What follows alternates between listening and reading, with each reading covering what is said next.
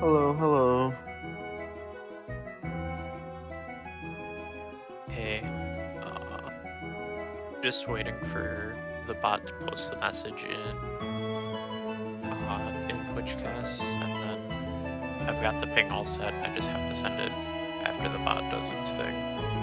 Uh, teams. What teams are you most familiar with, by any chance?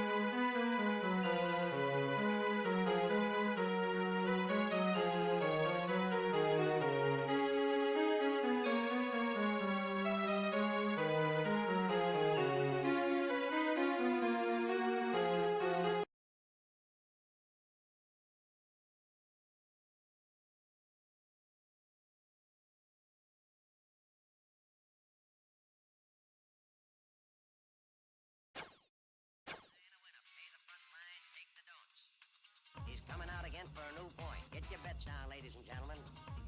4-4's the point, mark 4. Ace, deuce, scrap, wants 4. Ace, deuce, scrap, wants 4. Ace, deuce, scrap, wants 4. Ace, deuce, scrap, wants 4. Ace, deuce, scrap, Okay. Who wants the hard 4? 5 wants 4. Check me out, John. 9 a winner. Got a hot hand. Place your bets, ladies and gentlemen. 9 a winner. Got a hot hand. Place your bets, ladies and gentlemen. 4, and he made it the hard way. Hey, the front line takes the hard. We have a shooter and a good one. Coming out for a new point. Get your bets down, ladies and gentlemen. He's a rolling point as 9. Place 9. Place 9. 8 shooting for 9. 5 shooting for 9. He's a rolling point as 9. Place 9. 8 shooting for 9. 5 shooting for 9. Who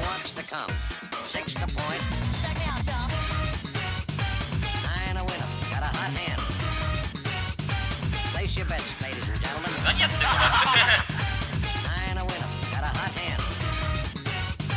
Place your bets, place your bets. Who wants to come? Six to point. Who wants to come? Six to point. Place your bets, ladies and gentlemen.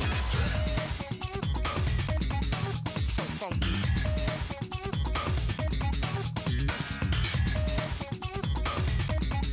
So funky. Check me out, y'all. 8 shooting for 9. 5 shooting for 9. He's a rolling point is 9. Place 9. 8 shooting for 9. 5 shooting for 9. Who wants to come?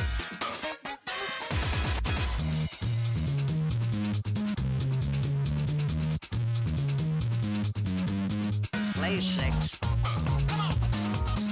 So funky. So funky. Coming out again for a new point. So funky. Bets down, ladies and gentlemen. Who wants the hard 4? So funky. 5 wants 4. Check me out, y'all. 4 4's the point, mark 4. So funky. Ace deuce scrap, mark 4. Ace deuce, deuce. So funky. Scrap, mark 1. 9 a winner. Got a hot hand. 9 a winner. Got a hot hand. Place your bets, ladies and gentlemen. 9 a winner. Got a hot hand. 9 a winner. Got a hot hand. Who wants to come? Check me out, y'all. 9 a winner. Got a hot hand. Place your bets, ladies and gentlemen. 9 a winner. Got a hot hand.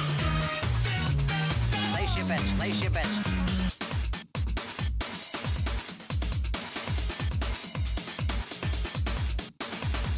Nine a winner. Pay the front line, take the don'ts.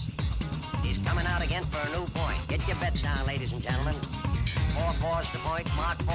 Ace deuce. Who wants to come? 6 to point. Who wants to come? 6 to point. Who wants to come? 6 to point. Play 6.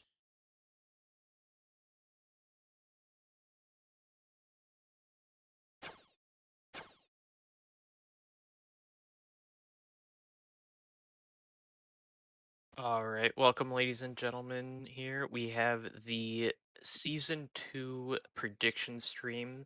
My name's Tunes. I'm here joined with Evasive. We're going to be kicking things off here with the lower divs. We're going to be starting off with Division 7, and then we're going to be working our way up all the way up to the top, eventually leading up into Division 1.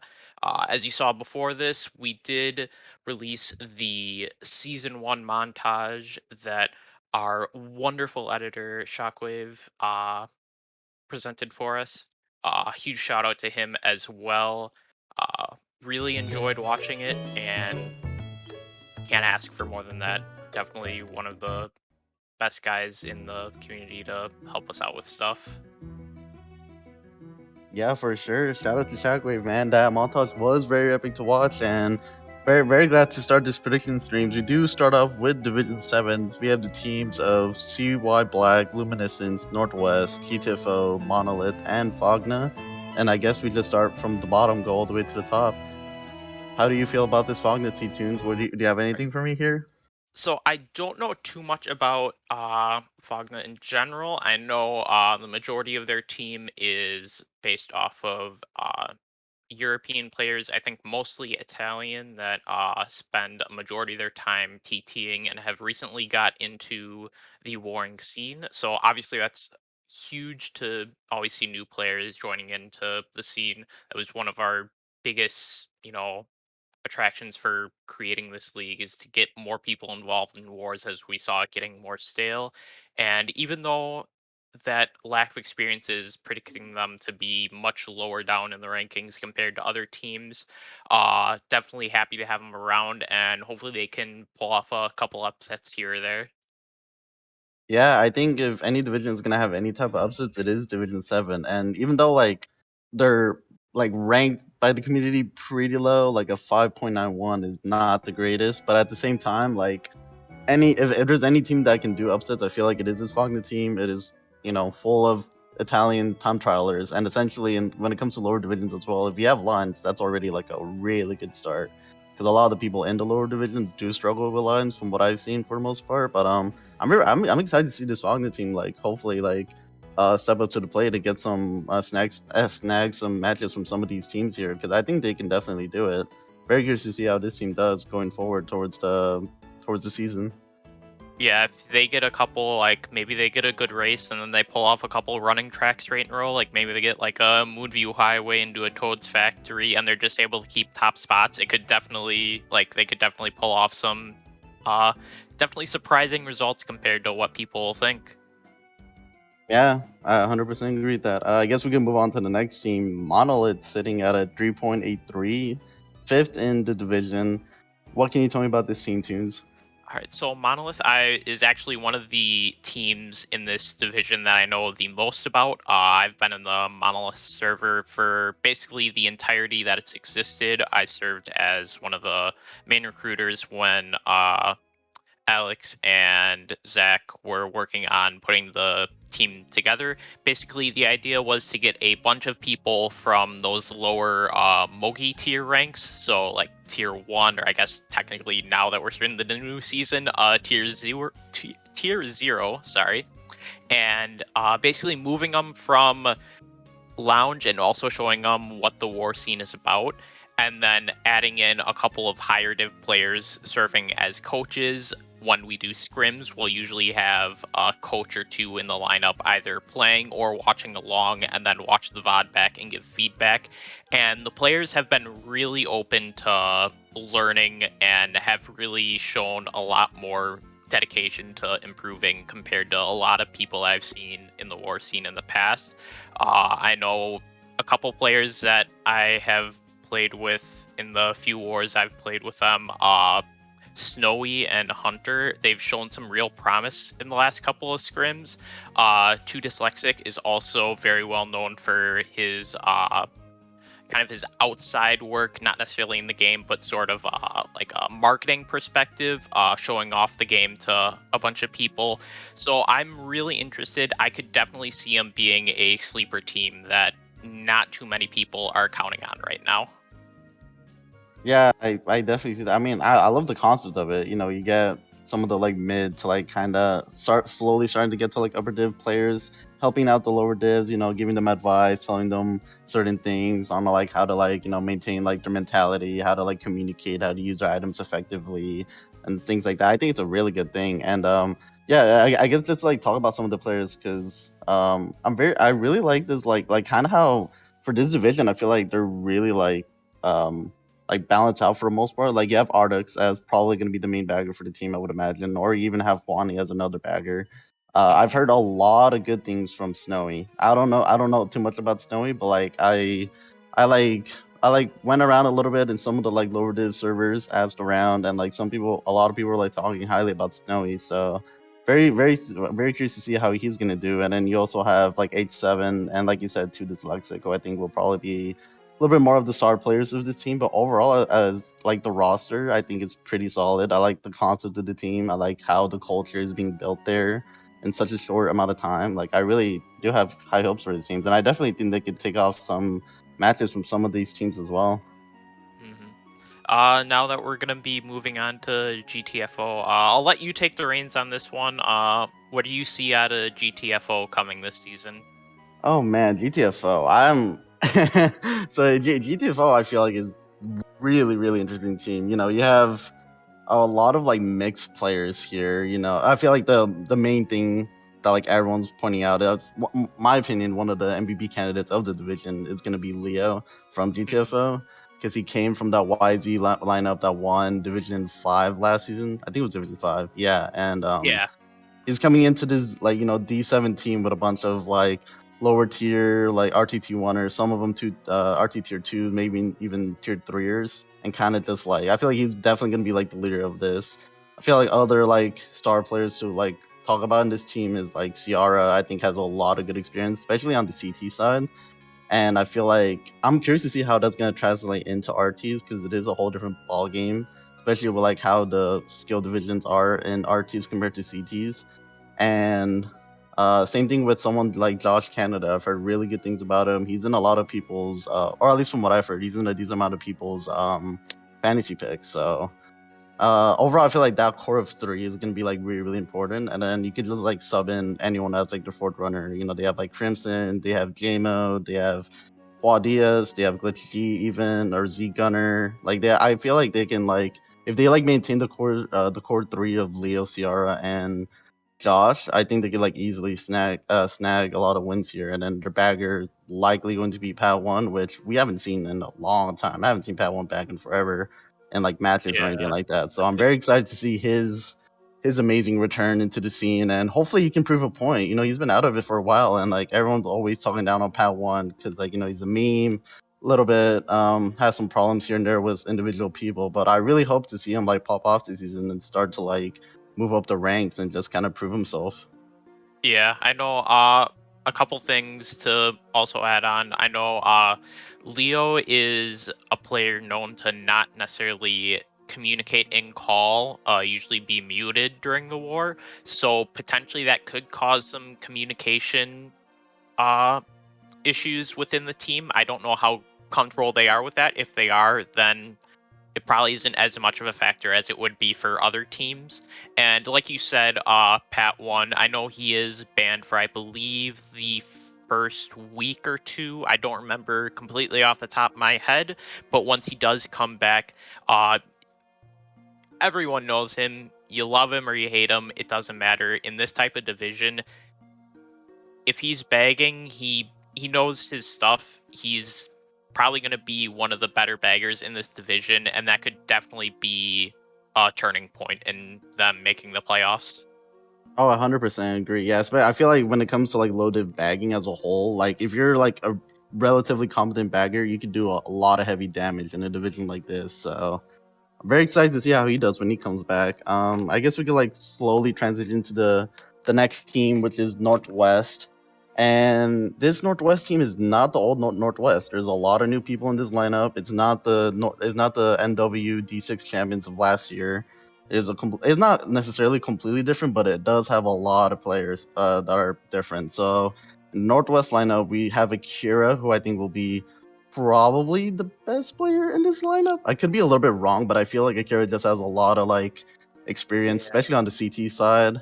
And like looking at like the rest of the lineups, you have someone like Biao, Deloissius, who've like been in NW for a really long time. You have N coming in, like Evan Texas and Nikki, who I think is kind of underrated. Not gonna lie, she like did really good in what do you call in versatile last year.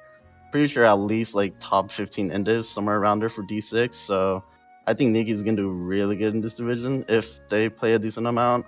And then players like Saga and especially Serene, I really feel like Serene can make some moves here. Really good CT player, and I feel like this whole team is pretty much just CT mains trying out like the RTs and seeing how they're gonna do. And they all known each other for like a little bit as well, so I think like the chemistry will be there. I feel like they kind of just have to get some reps in, and then they'll start to like take some wins. There's a reason why they're seated third. They could definitely do some damage here. So yeah, I'm very excited to see how they do. To be honest, how do you think about this team, Tunes? I believe that this Northwest team, mainly, if you look at it compared to the Northwest team that won D6, or I don't think they won D6, but No, they did. They won they did. D6. They did. Okay, yeah. A lot of the people, it kind of broke into two teams. I know a lot of them went over to like both the contingency teams, and obviously we'll get to see why Black is there in this division in a little bit. And then a lot more of the players that more mained CTs. They stuck with the team and then also recruited some of the players that they're more comfortable with. So as far as for like a team chemistry point of view, these players obviously know each other fairly well, either playing against each other in different CT wars, either in like CTL or even in like Mogi Lounge, but they know each other, they know their strengths, and they're looking to play off of that and then just transfer that over the RTs. Obviously, CTs to RTs, it's not always the cleanest transition, but they definitely have the tools to be able to compete. Yeah, I fully agree with that. And something to point out as well is that like we mentioned earlier, Ardux, he's in Monolith. He's not in Northwest, which I think is I could be wrong about this, but I think he's played for NW or SW for most of the leagues that they played in, at least most of them, if not all. But now I'm pretty sure they have test subject bagging, which I find to be really interesting because I don't know much about his bagging on RTs. I know he's a pretty like competent runner when it comes to CTs. He was in that what's the name of that D4 team? He was in RA, which I think they sadly lost in CTL Division 2 last season. Or not Division 2, Division 4, they got second. But I'm excited to see how Test does because I don't really think he knows that much of like bagging on RTs, but he can definitely get like he has people there to talk. So just like Yeah. talk to, get experience and such things. So I'm very excited to see how he does. And there's much less like strats in RT bagging compared to CT bagging. Like you don't have the slow wheelies and stuff like that that I know people have told me about, and because of that I've never really gotten into bagging CTs. Yeah, no, yeah. I mean, yeah, CT bagging is insane. Anyone that does it, shout out to you guys because you guys are a different breed. I don't know how y'all can learn strats for about 200 tracks. That's crazy. Um, but yeah, I guess we can slowly move into like the top two teams. Who I personally think as this would be like the final matchup because I feel like Luminescence here seated second. I feel like they're gonna be a really, really like strong team in this division. Luminescence last year didn't really have that great of a season. I mean, they started off really slow. The first half of the season, not really that great. They were like getting maybe like one or two wins here or there, but towards the end of the season, they started taking names from anyone. They took a game from NN, they took a win from Mate, which ended up making Mate not even making the playoffs last year or last season, I mean. So and most of the players in Luminescence stuck together. Not really that many people like transferred out or anything. You have your Usk, you have your Utopia, you have your Spirit, like you have that core group essentially like being together. You have your Dino there, like everyone for the most part in LE is like relatively the same. And something I'm really, really excited about is that Monty is in the lineup once again, and I believe Monty this time around will be playing more matches. So I think that makes them even stronger of a team. So I feel like this team as a whole is just like a big powerhouse for this division. Definitely. I feel like that idea of them all playing that main core playing together from last season, even though they didn't perform, that idea of not only warring, but the idea that GSC is kind of built around with the 10-point system and winning GPs. Some of these other teams that have scrimmed, they don't really know the intricacies of like winning GPs and changing a war from being like 10-0 to 8-2 or even 6-4, and that can play a huge factor into what team like where teams are seeded into matches going into the playoffs, and like that could even mean the difference between if you're looking at maybe upsetting CY Black, then that could be the difference between getting that first round bye in the playoffs into the finals, or if it's the difference between the second and the third seed, then you're looking at getting that kind of that home field advantage for the first playoff match and hosting matches 1 and 3, which could be huge in terms of guaranteeing your spot into the playoffs or into the playoff finals. No, yeah, I 100% agree with that. Yeah, I mean, I honestly, I'm so glad they like stuck together for the most part and not went on their own way. So I really hope they have like a redemption season. I really expect them to see them in the finals. If not, I will flame every single member there. But I do have high hopes for this team, and like and they all did like individually well, like last season as well. Like there were like a lot of them were in the Indus charts. I'm pretty sure. So I have high hopes for this team. I guess we could move on to the last team, the top team of the division. I gotta ask you a question, Tunes. How the hell is Blue Sharp in Division 7? I feel like he's definitely going to be like the man of the division. I have really high expectations for him playing in a division of this caliber, and I'm very excited to see how he does. Really, I'm really expecting him to be in most of like the top side of the scores like almost all the time. I really think he'd be good for the most part, even though it is RTs. Like he is obviously like a CT main, but I just feel like Blue Sharp in the Division 7 lineup, especially with the roster of the team as well of like Isaac, Caden, Matt Ari, Knack, and like Sugar, even Wobb's there as well, and Florp. Like I feel like this CY team is really, really well rounded. Yeah, these are like it doesn't matter as far as for like what kind of lineup they're putting in week in and week out. These are all players that have been around for a long time now. They've played leagues not necessarily with each other, but in different ways in CTL, in GSC season 1, maybe even back to MKPS seasons 1 and 2, and like even going back to like Celestial League, 2L, just kind of all across the board. They've played in leagues. They know how to handle the pressure of we need to win this match to secure our spot in the standings. Definitely my pick to win the division overall, as with most people. I don't think there's really too many weaknesses that people are going to be able to exploit. Like you said, Blue Sharp, obviously one of the main MVP candidates. Just like I just see solid runners overall. I gotta give a shout out to my main man Florp. No one's gonna get this reference, but Florp, you are the man. You know what that is.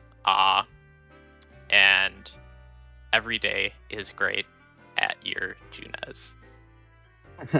Yeah, man. I mean, we'll wrap up the division shortly enough. But yeah, I do. I mean, like, I don't think they're necessarily. They definitely have like undefeated potential, like NW did last season during the regular season. However, I think like a lot of these teams can make some upsets. I can see a GTFL lineup take a game from CY. I can see even a Northwest lineup, or I can definitely see the Luminescence for sure. Maybe even Monolith, or if Fogna can create the biggest upset of all time.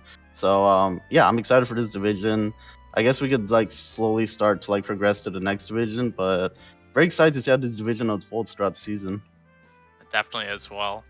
And as we're moving over to Division 6 now, we'll start our way from the bottom again up.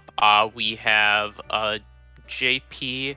Uh, if you're looking at the JP team from last season that was in D5, I know a lot of the players kind of split between this team and then their sister team, Shadow Team, which is in Division 5, I believe. Yes, Division 5. Hmm. Uh, so this is the second team for that. Uh, I know probably the biggest person that stands out on the roster obviously is Broly, who played for or was on the Meteor roster for season 1.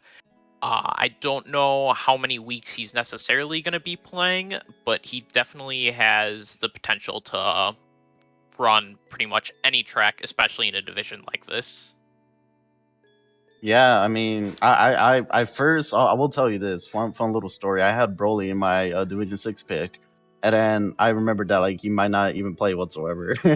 So I may have a little bit of a struggle there, but no, yeah, I mean, Broly and Mythos, I feel like are gonna be like the power duo of this JP team, but I feel like if they don't have those two playing, that's kind of a reason why they're at the bottom of this division, and it's like it's just hard because like I really want to see this JP team succeed. They didn't really have the great of a season last season, and now they kind of like split. So I'm really hoping to see this JP team like move up the standings. They're 5.09 is not really the greatest rating, but they can do some upsets. I have some hope for them, but Yeah, I think their seeding is more based off of not necessarily them being a bad team. I have a feeling it's especially when I look at the other 5 teams in this division, it is very close, as you can all see within the seedings between them. As we jump up to which a team I'm surprised to see this far down, honestly, Heaven's Kitchen, the sister team to Hell's Kitchen in Division 5. They've got some fairly new runners, but fairly decent runners. You've got people like Fizzy Spaghetti. You've got B-Boy or Divine. You've got Ghost, X-Will. Just really solid runners. I know playing in BT, we scrim them fairly often. One thing that's notable is when HK does scrim, they never really go like strictly HK1 or HK2. They will kind of combine, they'll take like 2 or 3 runners from each team and then combine it with the other one. And so it gets everyone experience at multiple levels. And I feel like that's a big impact to how they've improved. I have a feeling they're going to be much higher up in the standings compared to where a lot of people have seeded them so far. I see them as probably being definitely in the playoffs. I see them as being probably either the first or second seed, in my opinion. Wow, that's some great gas from you. I'd love to see that. No, yeah, I mean, Heaven's Kitchen is very. I don't know. Like, I like the roster on paper for this division. I'm a little bit surprised that they're a little bit below. I could kind of see why though, because like some of these players are like, I think most of them is like their first season. If not, it's like their second season, but they didn't really get that many matches in. But overall, as a team, like you said, you know, your Fizzy Spaghettis, your Onyxes, your Roseburgs, Blue Ups, like just they're typical HK members that you see in most of like just scrims in general and stuff. And then you have Sartaglo bagging, who I think he's been bagging pretty well. He was bagging in VS last season, doing pretty solidly. So now he's stepping up to HK2. I think he's going to be a key factor in their success. All right, and then as we're moving up here, next on the list is Versatile, or as in the cast we saw before, V Dollar, or as I know Alana wanted us to go over, V Bucks, because they get the money. Obviously, everyone knows it. The glaring name throughout the division. You see Bobby. Everyone knows Bobby. It's impossible to see any sort of interaction in this community, whether it be on like Discord or Twitter or anything. Like Bobby is everywhere, and I love Bobby to death. Uh, I had a lot of fun playing against him on Wednesday night in the cast. He's definitely the forefront of this team. He's going to be backed up with some runners that I know, particularly Helia, Kato, and Rick. I believe is probably their top 4 runners, in my opinion.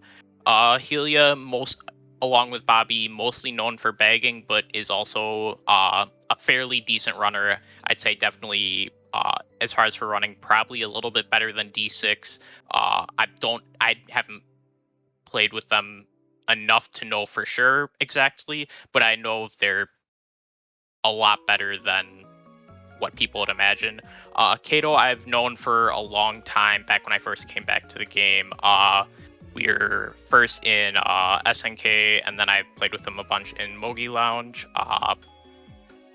Just like sometimes the communication can be a little bit of an issue, but overall he can definitely show up and put up some points when needed. And then Rick is kind of the wild card right now. I know in our match he did definitely pop off. He scored, I think it was like 103 or 106. I know he broke triple digits, and then in their match last night against HK, he did fall a little bit behind. I think was only in the 50s or 60s. And so maybe that was a difference in as far as for them getting the win last night. But however, I still feel that that Rick is definitely capable of putting up some points and definitely putting this team in playoff contention. Yeah, I mean, I'm not gonna say much more about it because you pretty much covered the entire lineup for the most part and talked about how their success is gonna be this season. But yeah, I'm excited to see them play. We can move on to the next team, which I'm a very big fan of. It's gonna be Man I Love Funky, and this team I have pretty high hopes for. It's essentially like it's an Australian based team, I'm pretty sure, or at least it has a lot of the players from Australia. And like a lot of the members from that team were from KFC last season, which I believe made it to playoffs in Division 5. I could be wrong. I don't remember exactly that well. But I'm excited to just see how they're gonna do in this division. You know, you have your Draggy, you have your Jack AUS. So I think Jack Australia, by the way, I think, and Trent Australia, I think the two of them are gonna be like a 2-punch type of thing in their teams because they're both really solid. They've teamed together all the time. They talk to each other a lot. Really good friends. And then having Star bagging in this division, I'm pretty sure Star is bagging. I could be wrong, but I believe Star is bagging for this team. Gonna be really really helpful for them. And then they have some new additions as well. It's like Zico. I've seen him. You know, he makes his content on YouTube. Shout out to him. I like watching it every now and then. He's like mainly like lower div, like not Mogi main because he plays a lot of worldwide, but he's starting to get more into the war scene. So I'm curious to see like how he's gonna do. And yeah, I'm excited for this team. I can understand why they're third compared to like like Versatiles and the HKs. But in general, I'm a fan of this team, so I'm excited to see what they do in this division. Yeah, I know I'm in BT, and so we're going up against them later on tonight. So I'm definitely looking forward to that match. I have a feeling it's going to be a really close match, and hopefully we can pull out the W against them. Yeah, I mean, yeah, for sure. I guess we'll move on to the top two teams of the division.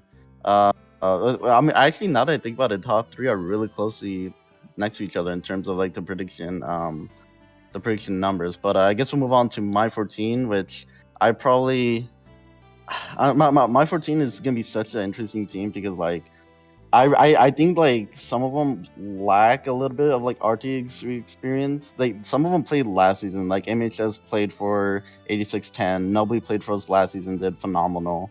And you know they're bringing back Elbling. But aside from that, like a lot of the MI14 members from last year essentially just like left, and now they kind of have like just a new team of like mainly a lot of CT players, but also just players that haven't played RTs as much. You have your Alex UK, who I think is gonna be like a really good vocal leader for this team. He's really passionate. I know how much he like cares about this team and like kind of just the players in general and the core dynamic of it. I think he's gonna be a key player to look out for. I've been seeing Dawn and Azuki in a lot of scrims. I've seen Echo every now and then. I think Juicy coming from that VS lineup was pretty much the star player of that lineup, and now he's fitted it into this MY14 lineup, and I think he will do really solidly. I expect him to be in most of the matches to be played. Yeah, every kid yelled. I think he's gonna be really solid as well. He hasn't really. I don't think he was in MY13 last season. Didn't really play that many matches, but now he's on the second team, and I think he will definitely do really good in this division. And you know, you have your Lunar and Tiger, who I think will pop up every now and then for the most part. Will occasionally get you 80s, some around there, maybe even more if they pop off.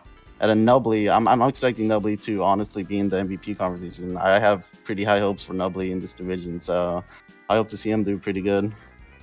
Yeah, I know one thing I really like looking at is kind of the story of teams outside of the game necessarily. Obviously my 14 was in the division qualifier match against Mate last weekend, and they were originally seeded in D5. They lost that match and dropped down to D6. So potentially there could be some sort of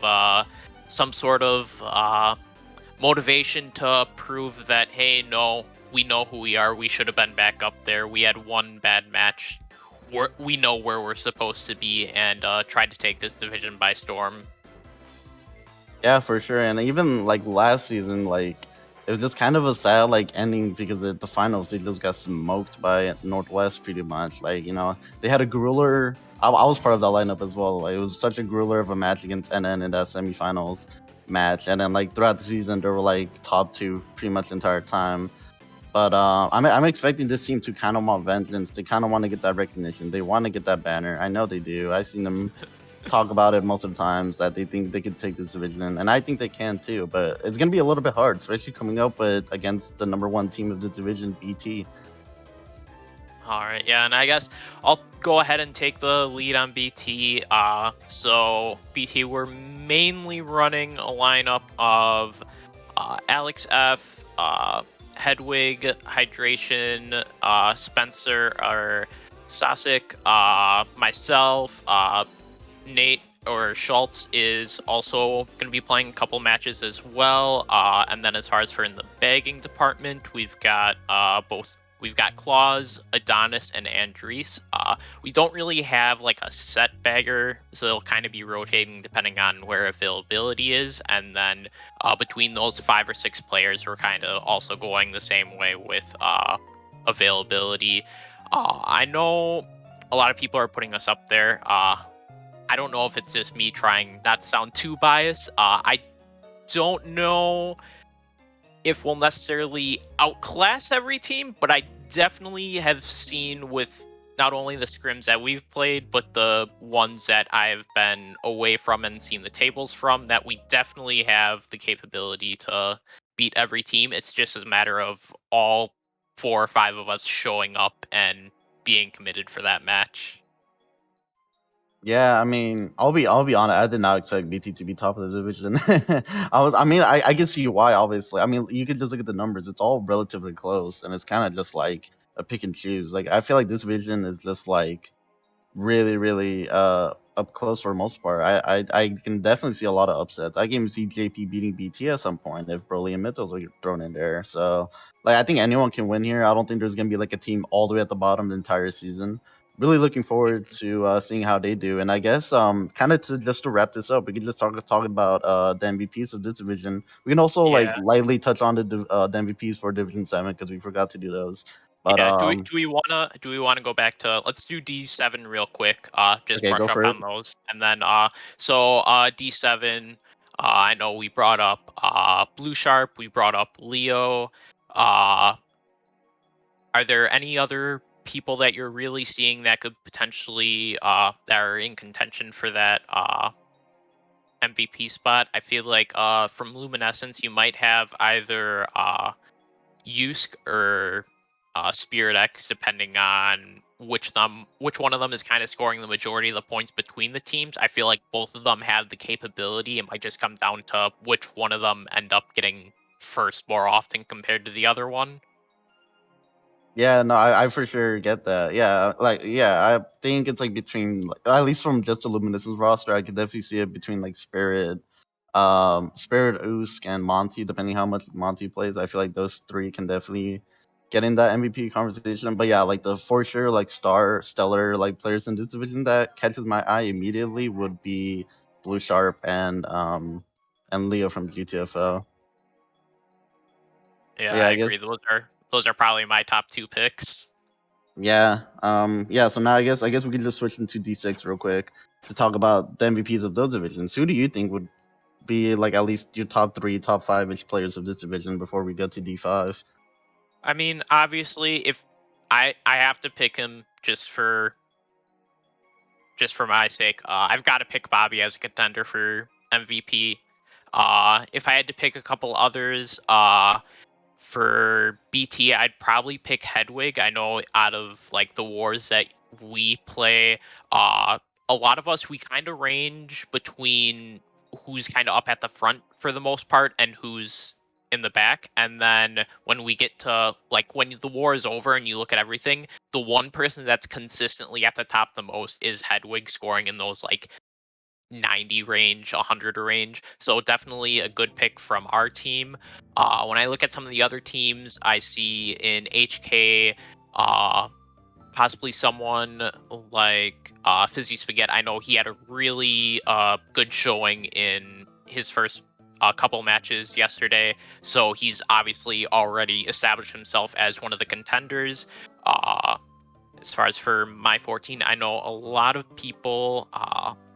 A lot of people have put out names. I don't know the team enough to necessarily narrow it down to one or two people, so I'll let you take that more.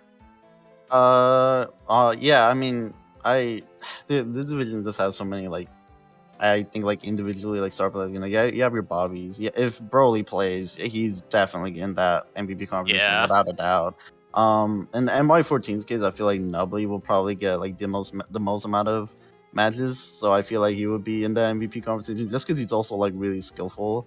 And he was like a really key he was like a really key player in the MY14 team of last season. But aside that, yeah, you pretty much covered the rest of the other people I would imagine would be MVP. So very excited to see how this division unfolds. I guess we could start transitioning to Division 5 now. Move on from Division 6, and now we have the first two conference 8 team division. All right, and starting at the bottom, we have Nidamago. I'm not too comfortable with this team as far as for the types of players on them. I know the team is based off of a lot of Japanese players. Unfortunately, I don't have too great of a connection to their community, so I don't know the players that well. I don't know. Do you have a better idea of them? Somewhat. I mean, like, just looking at the roster itself, someone that stands out in my opinion is Fu from Nidamago. I think he's been like pretty much a mid-div Mogi player. He plays in a decent amount of wars and other clans, but in general, I feel like Fu is gonna be really solid player for this division. I know Kaguya is pretty much a CT player in like the mid upper div echelons for the most part.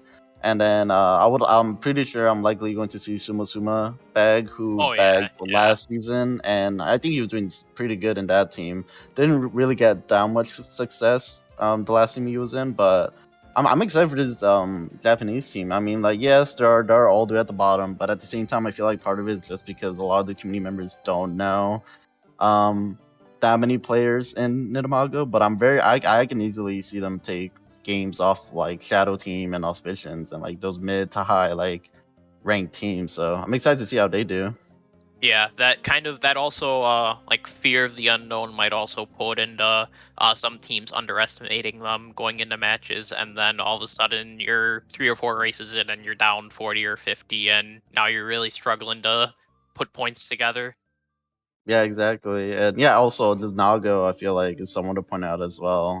From this team. I mean, he's pretty much in the name, but no, yeah, I'm excited to see how they're gonna do. We can move on to the next team, which is Les Leones de Atlas. I think I got that right. I'm not sure. I tried to practice it a while ago, and then I was like, Okay, damn, okay, I just cannot pronounce names. But I'm excited for this LA team. all right. I'm gonna give my chance at it. Les Lions d'Atlas. Oh shit, you had the whole accent and everything. Damn, look at you go. What do you have for this team, man? So there are a couple of players I definitely see that are known throughout the community. You have people like KB9, Yazid, Vix that have definitely been around on teams and have performed in leagues, so they know what to expect.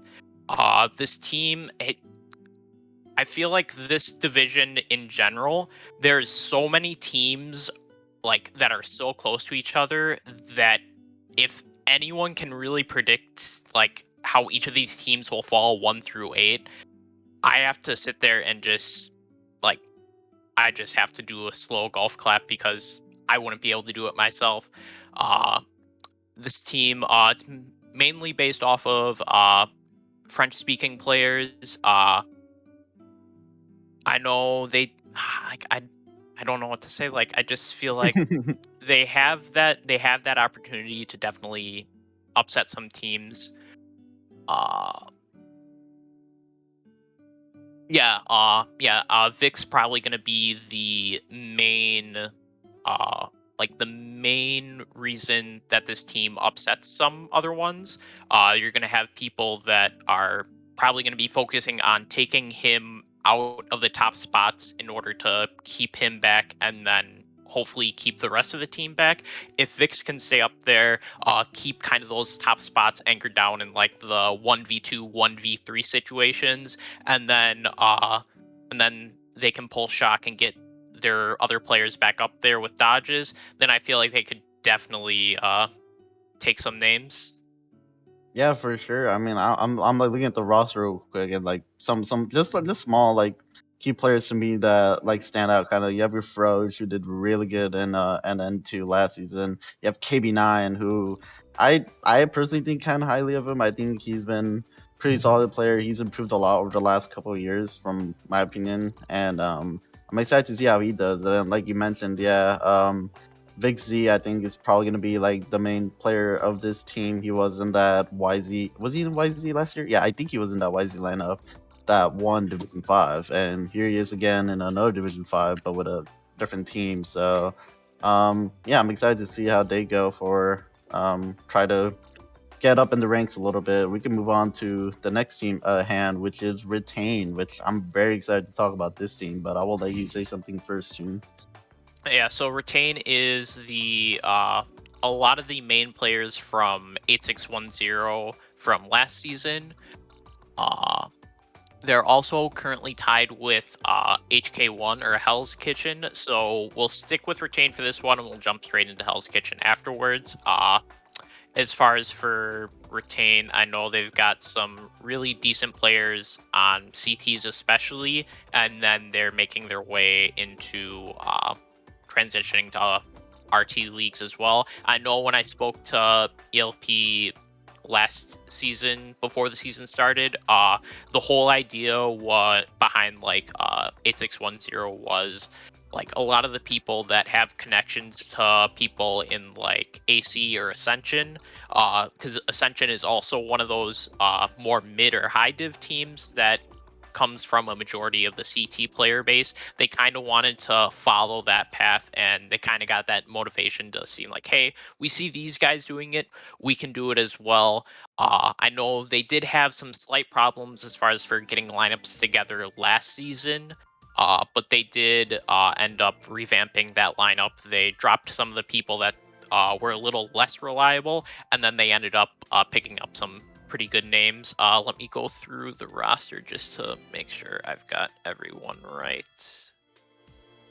Yeah, because you've got people like ELP, Lachlan, Ruko, Kit. Kit, I know personally as a really good friend.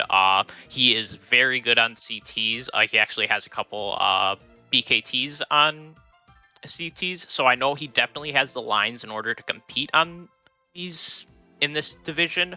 It'll be interesting to see if he can be able to lead a team and compete with everyone else.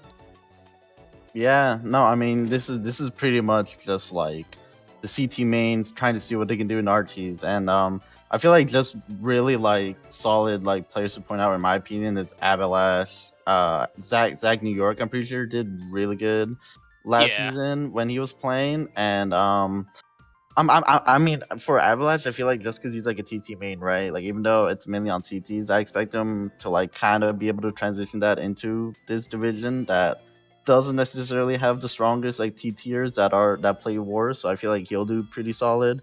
Um, and then just I feel like the baggers as well. Just to point out as well, Timmy and Val, I feel like are gonna be really good baggers for this team. Val played for the MY14 team last season. He bagged for us for most of our matches, and he was doing pretty solid considering that he hasn't really practiced all that much. So I'm expecting him to practice a lot more with this team.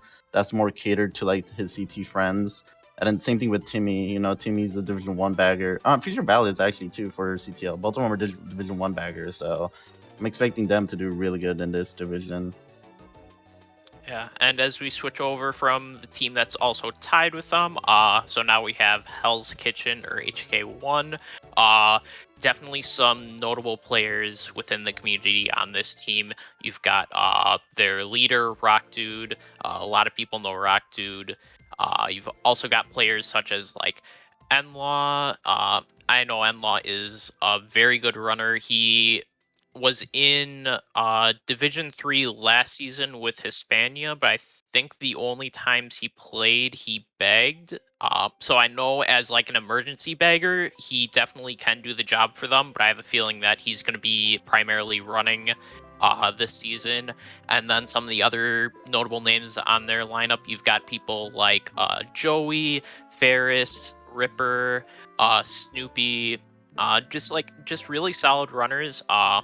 I feel like no one necessarily kind of the strength of this team is there's no one person that you necessarily put at the top and like, hey, we've got to watch out for this person. And then you're kind of stuck in that place to where like who do we focus on taking out? And then before you know it, you're double teamed by two people in top spots, and then you lose it, and then they're breaking top two. Yeah, I mean, from personal experience playing against this, is essentially the HK of last season, except like a little bit of different people swapped around here. Like you added your Analog from D3, who I think will be a really good runner in this division. This HK team just like I don't know if I like personally like see them being at the top of the top. Like I could definitely see them taking some matches from like TNG and like your shadow teams and like your mates and stuff, but I just feel like last season, you know, they barely squeezed out that playoff berth, and they did take a game off that NW team that was just like heavily stacked last season, so they definitely have upset potential. I'm just wondering about like kind of their consistency and how well they're able to not tilt. Because I remember watching like some of their wars, and like some of the players there do have a tendency to tilt every now and then.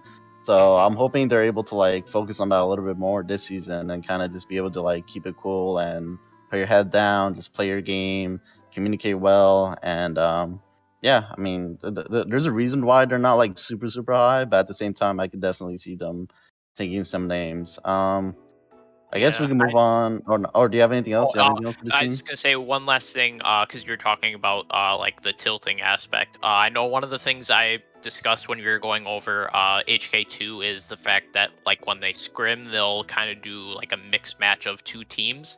The obviously the bright side of that being you have more experience throughout the two teams. The downside is then you have a little less continuity within the team in general. So the communication might not be there as well, but hopefully they can still work through it and get the job done when it really matters. Yeah, I definitely see that. We go on to the next team, Auspician, which I honestly am a big fan of this team. I like a lot of the players here. I like the team dynamic and everything about it. You know, you have your Frank the Speed, who I think is like the Juker product. Everyone knows who Frank is. He's definitely going to be that inspiration man. Everyone looks up to him for just that type of leadership, really. And then like you have really good rounded players. You have a lot of people coming back from last season. You have your Goombas, you have your Garys, you have your Marco.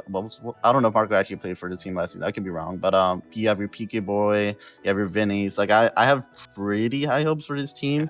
I like the new additions as well. They have Ager, who I think is Yeah, going to I be a was key player, and as well as Matthew AUS. I think those two are yeah, going to be really solid additions for this team. yeah, I was just about to bring both those up. It seems like out of like the one thing that this team did is because I know a lot of people they look at like how Auspician did last season. Uh they didn't do anything to make their team worse right now. They kept their core. They have more experience between them all, and then they added new players that makes the overall team better. And I feel like the additions of Egger and Matthew Oss, it'll definitely make this team much more deadly in terms of running power. I know both of those additions are very seasoned runners. They can definitely compete with pretty much anyone in this division. And hopefully, with that leadership, they can definitely get the job done. And they also have kind of that underdog mentality that I know Frank really loves to embody. So it really fits with this team, and I could definitely see him being a sleeper team. Yeah, I 100% see that. I guess we could quickly move on to like the top three of the team, which I'm really a big fan of the Shadow team. I'm really like they're like Spaniard based team. All of them speak Spanish, and they've been playing together for so long, man. Like you have your Jorge, you have your Monster, you have your Jesus and Francis and Q. I'm pretty sure as well. Like I've always just see these guys playing in like every single league pretty much, and I Yeah. want to see them. I want to see them like really succeed. They've like kind of like struggled throughout like the last year or so, kind of just being like mid to like bottom-ish, like towards the end of the seasons.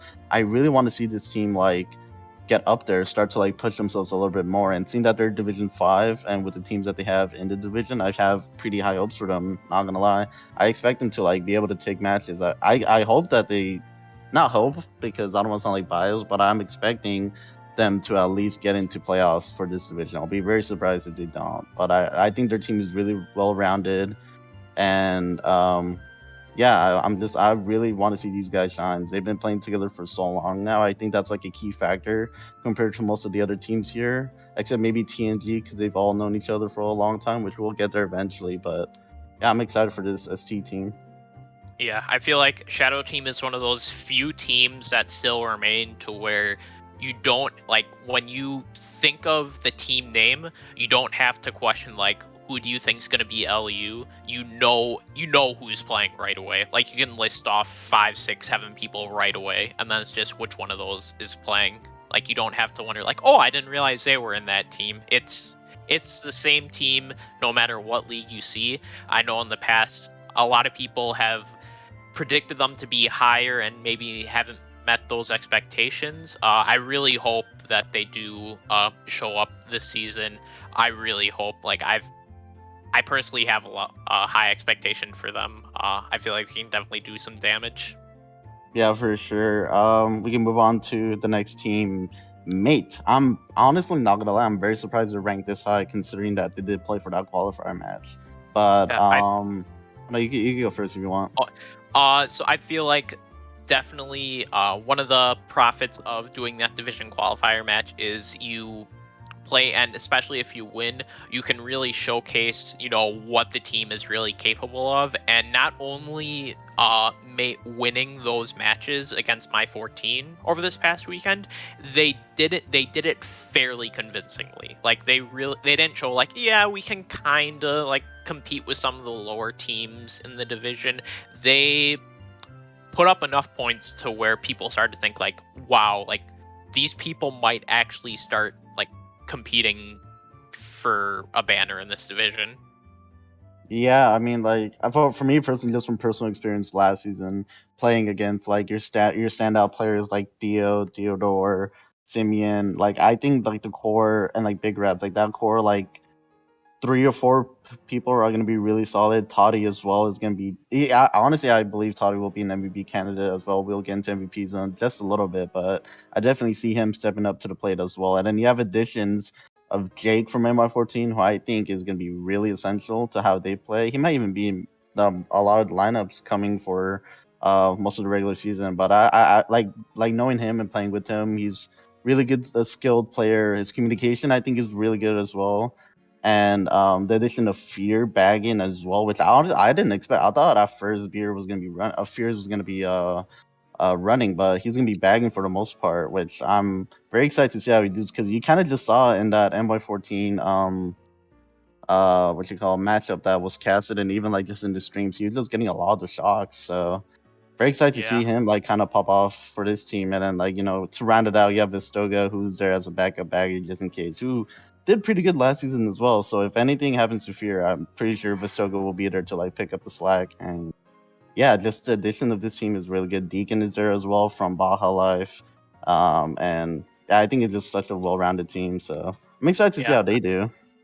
The biggest advantage I see for this team in this division is that a lot being in their server and communicating with them over the past couple days, like they are the type of players that if they lose a match or something, they're not gonna like sit there and start accusing other players of like doing shady stuff or indiving shocks or anything like that. They're literally there playing with their friends, having a good time. Like earlier today, I wasn't competing in their fantasy draft, but I was watching with them, and like the amount of not necessarily like questionable picks, but like meme picks that they made, and then they all kind of like caught on and they all made their each individual meme picks. It was such a treasure to watch, like because they're taking it seriously but also joking with each other at the same time, and like the guys are just really fun to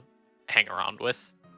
Yeah, for sure. I can definitely see this team making a case to being that top two teams. And speaking about the top two teams, we're going into the last team of the division, the Nice Guys, who honestly, I feel like it's a little bit over. I mean, 1.97 is like pretty convincingly like they're gonna win the division type of thing, which I can definitely see them doing. But I feel like that's just such a big gap from like you just see like the rest of the teams. They're like at least like point 0.3, point 0.4 ish away, kind of, and then you just see this massive gap from one to second. But then again, it is also TNG. Their lineup is, or like just the players that they have, are really really solid players. They've been playing together for a while now. You know the names as well. You have like your Brisks, your Chaos, your Dinos, Kaizo surprisingly as well, which I didn't even think he was gonna play for this team, but he was. So it's like your Kingsters, your Luke, Noah Cove, and you use like this team is like essentially a lot of EXE players, but also like just I don't know. I think like this team is just really well rounded for the most part. I don't really see like any type of weaknesses for the most part, which I guess why they're seated so highly is just because like a lot of people just value their individual skill and their like chemistry. Yeah. Like I look at their roster and I'm thinking like, okay, you can literally put all their names in a hat and then draw one name and like, okay, that person is bagging that match, and then it doesn't matter what team they're playing against, you expect that bagging match to be even. You've got Dino, you've got Kaizo, you've got Noakov, you've got Connor US. Like all of them have bagged to some extent and are capable of doing it at a decent level at least, and to a very high level at the highest. Like you have Kaizo and Dino who bagged for Apocalypse in the past. Like they are always going to be the team that's going to be favored to get a lot of shocks, and that's definitely going to play into their advantage. I feel like that's definitely why a bunch of people have put them at the top of their list. Yeah, 100%. I guess as we're close to wrapping up to the division, who do you have for MVPs for the division? Who do you got possibly taking the MVP banner? I'd say if I'm looking at MVPs, if I had to pick one from Mate Clan, I'd definitely go with Toddy. I feel like he's the best overall runner on their team and just a really decent player overall. If I'm going down to Auspician, I've got to go with Egger. Uh, if I'm going through like a little farther down to like Hell's Kitchen, then I'm probably going to go with Enlaw.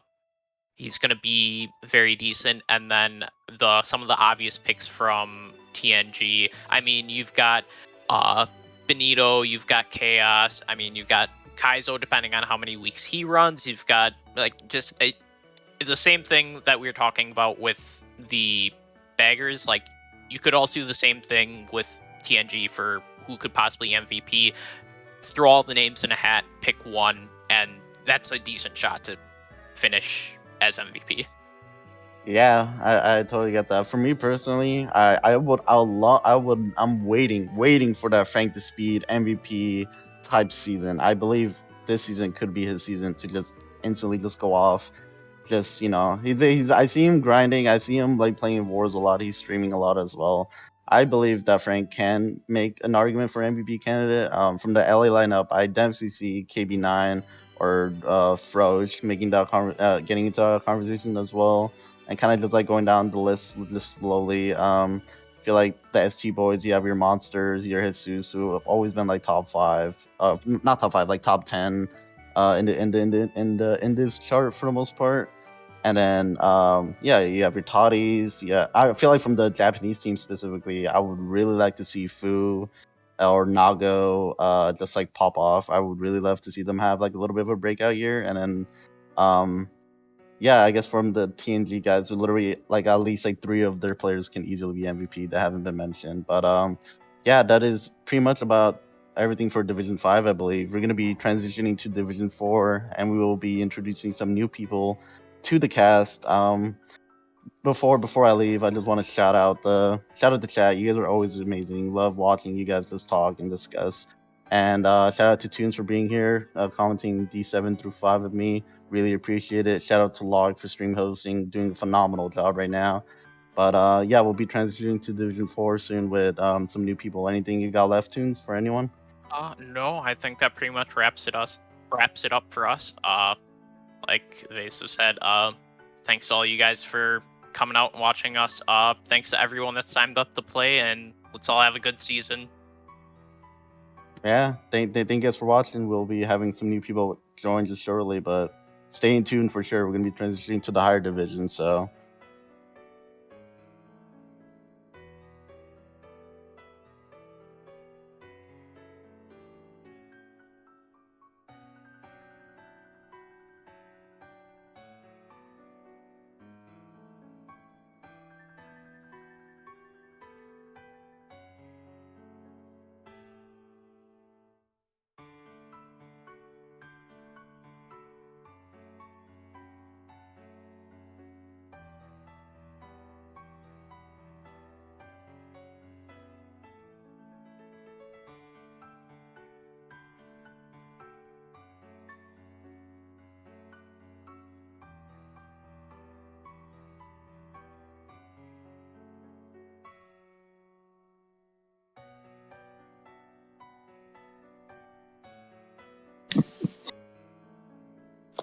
Yo.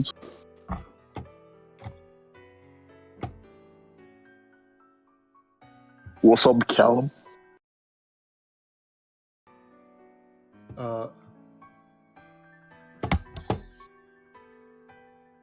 Online.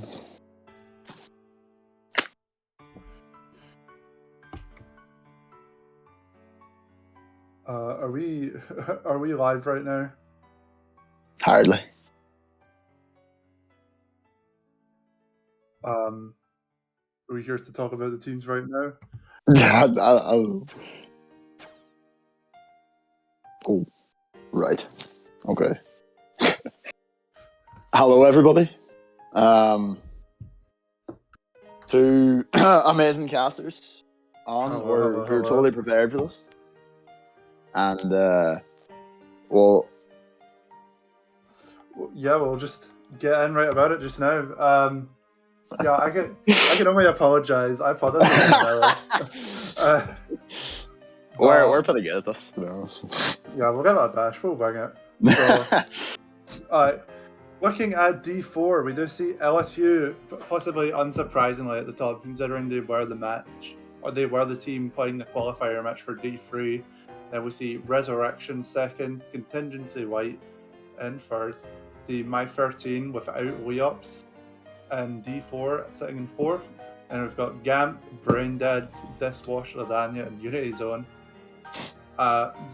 If we want to just get started on the first team, just going in reverse order, Unity Zone have got David, Energy with an X and a Q, Hebo, Jack with a Z, Kenny, Lloyd, Luca, Notion, Solemn, Zabasa, Watcha, and ZR. So, Dermo, have you got any thoughts on this first lineup? Listen, this is a completely changed lineup from last season. Realistically, it basically has like none of the same players. If I'm not mistaken, maybe Kenny was on there last season, but yeah, realistically, this is completely new and maybe more of a UZ2 kind of thing, bit of a development squad going on. But yeah, they definitely got some standout players in there. I know Kenny used to be a bit of a beast, to be honest, and then Jack's been active again, which is nice to see. He's probably going to be running for this team. It'll be nice to see that because I'd say he has a bit of running power about him. You know, I'll be excited to see it. And let me see a few of these other players. Do you know any of them? Because I'm a bit unsure. As someone who was briefly in IS for like 2 weeks, I do see a couple people that I recognize, like David and Lloyd have been playing together for feels like years. We've got ZR, who's like a prominent, like good time trialer. I remember playing in TT Lounge, and ZR was one of the highest ranked people there. And then we've got Notion, who also goes by Swag, who's been I've seen quite a bit in Lounge. But this team, like as a whole, they have been playing for quite a while together, like either under this Unity Zone team or as something like IS2. So, I mean, in this division, it starts to get to the point where having good chemistry isn't really a huge advantage, because like most teams at this level should have good chemistry anyway. But I do see why these guys are rated last in the division, but I can definitely see them taking a couple wins, especially if they can get like their best roster.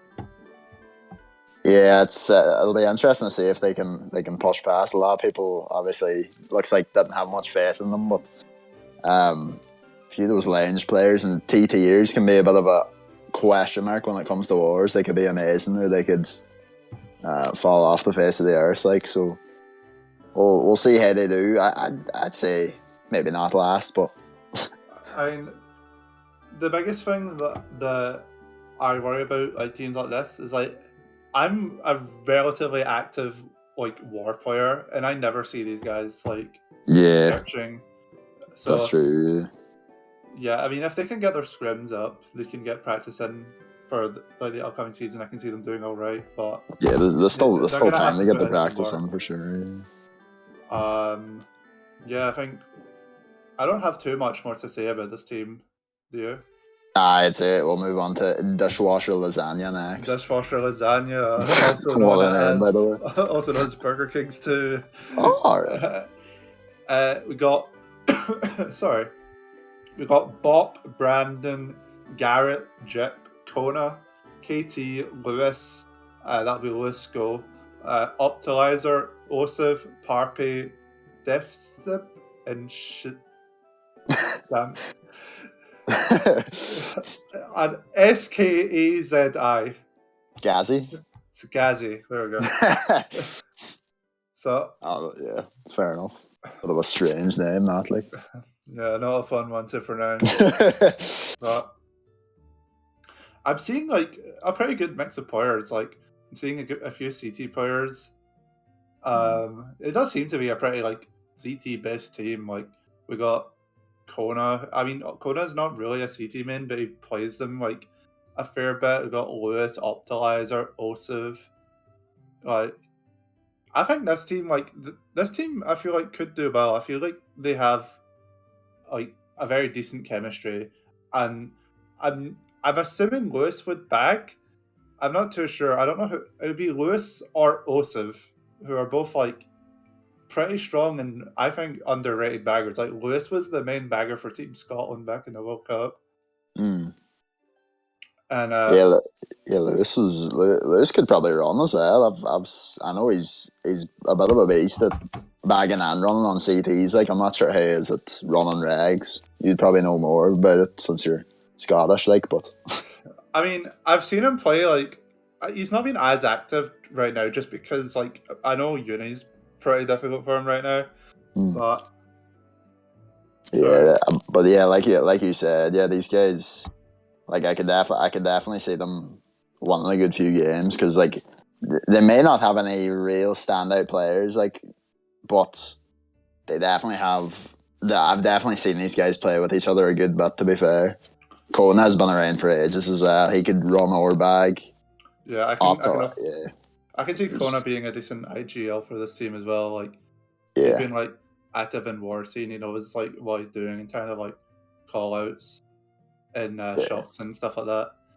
And yeah, I mean, just I don't know. Looking at the other teams, like I can see them like possibly making playoffs, but once again, I feel like it's going to be a difficult upward challenge for these guys to win, just because, like, I don't know. I've not really seen them playing like too much against like the high div teams, which they need practice for in order to like succeed in the div like this. Yeah, that's probably going to be difficult for them to go far in the division because having those big names really does help you sometimes to get you through the tough games. But I've definitely seen these guys practicing, and I could definitely see them winning a few games. But I'd love to be proven wrong. Like I'm optimistic about like any team. Like any team could like, make an upset. Like these standings in the end, like they don't really mean anything. Exactly.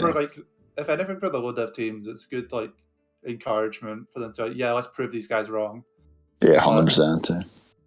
So yeah, dishwasher lasagna possibly the best team in all of GSC. So if they lose Div D4, they've won that one for me at least. Yeah, definitely. I didn't realise they were BK2 either. I knew BK2 were playing, but I thought they were just called Burger King 2. Fair enough. I mean, their logo like has BK. Yeah, so it kind of gives it away. That's true. Yeah, fair. I should have looked at that. Yeah, fuck. Okay, I guess we'll go on to the next team. Another amazingly named team. We got Brain Dead. We got Amo, Bob Chan, Chari Chan, Manko Hayo, Nyrone. Sorry. We got Sabo, Starlight, and Udu and Yamaguchi. So they have the most like Japanese names I've ever heard in my life. We got Japanese players, and then we got I don't know never mind. Yeah, this is an all Japan team, I Yeah. believe. So Yeah, it's I do see like a couple standout players. Like, I'll be completely honest, like I don't know a whole lot about this team, but Yeah. I have seen like a couple players around and lounge. Like, we got Bob Chan, we got yeah, he's iconic. Mark Yeah, Ohio, we got Sabo, which I've seen around quite a bit. So, yeah. have you got anything to add? It's nice to see these Japanese teams keep appearing, and these Mogi, well, what would have been classified as Mogi mains, making a team. Like you said, like I've seen Bob Chan about, iconic guy, Mango Ohio, Japanese but has Ohio on his name. Don't know what that's about, like. But yeah, by the way, I love the name Yamaguchi. That is class. Like, Yamaguchi is a fun name to say. oh, classic. But like, yeah, with Japanese teams, it's always a complete question mark. Like, they could either lose every game or they could be beasts and just destroy every team. Like, it's kind of it's a 50-50, especially when they're Mogi mains. They might not have as much war experience, but they definitely have the experience of playing an online Mario Kart, and that's probably the most important thing about it. Like, but it'll be interesting, yeah, to see how they do. Oh yeah, definitely. Like, look at Berserk last season in D2. Oh, like, they weren't. unreal I don't performance. think they were predicted to do too well, and they got to finals. So, Yeah, but no, I think that's one of the best things that GSC has done. Just like as like a league, like bringing these like Japanese players where the Japanese community tends to be like somewhat isolated from, like, I guess you could say, the Western community. But it's nice to see like these teams like coming together in like a form that's not just lounge. Yeah, for sure. Yeah, it's gonna be interesting. Yeah, they just keep appearing, these teams. Like, yeah, hopefully they'll keep doing well. So I believe next up we got the infamous George Arvo Mark Toad. Oh no! We got Arvo, Aura, Eric, George or Rizzy G, Lion, Log, Logan, Luna, Mark, Mike V1, and Toad. So, thoughts? I have plenty of thoughts that could describe this team. Like, I can't really say them on a stream though, but this team's just it is Gamp. Like, it is such a team. Hey, but listen, these guys are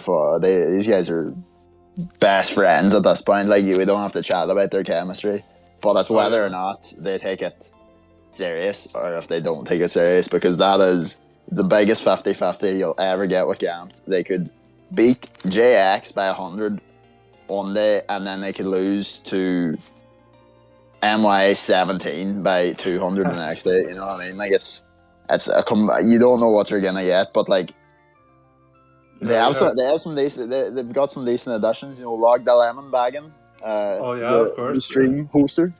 Love that from you, by the way. And I don't think Mark's gonna play, but he's a beast. Like, if he does play, and any standout players for you? Well, first off, you heard it here first. Gant is better than JX. Let everyone know that.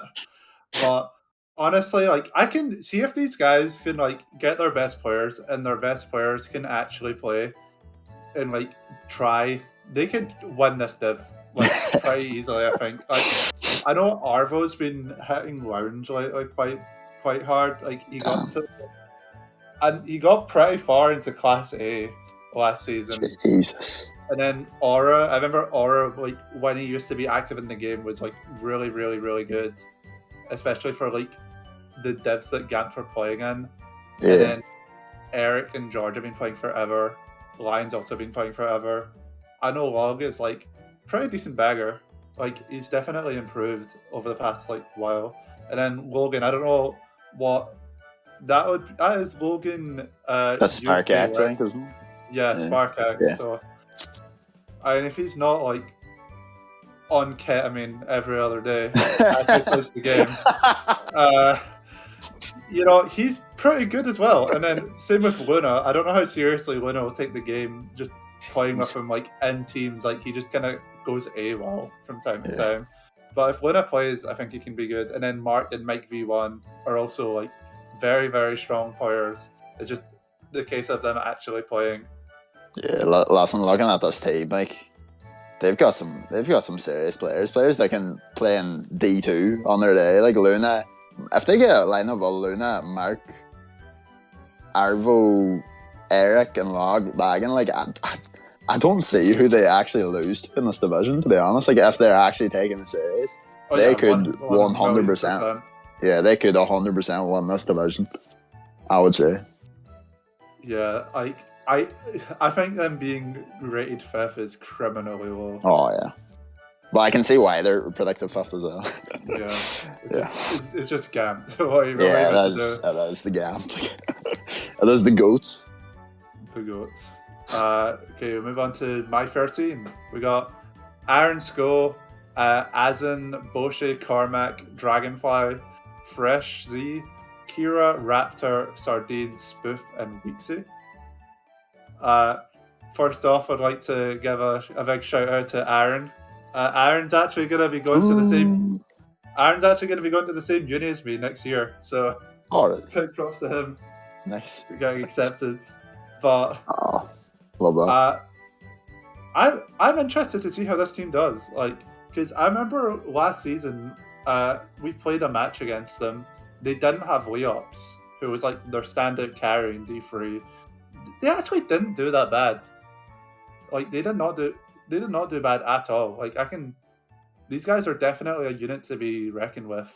Like as like a standalone without him, especially players like I think Azan, Boshi are both pretty underrated players. Have these guys got Lachlan?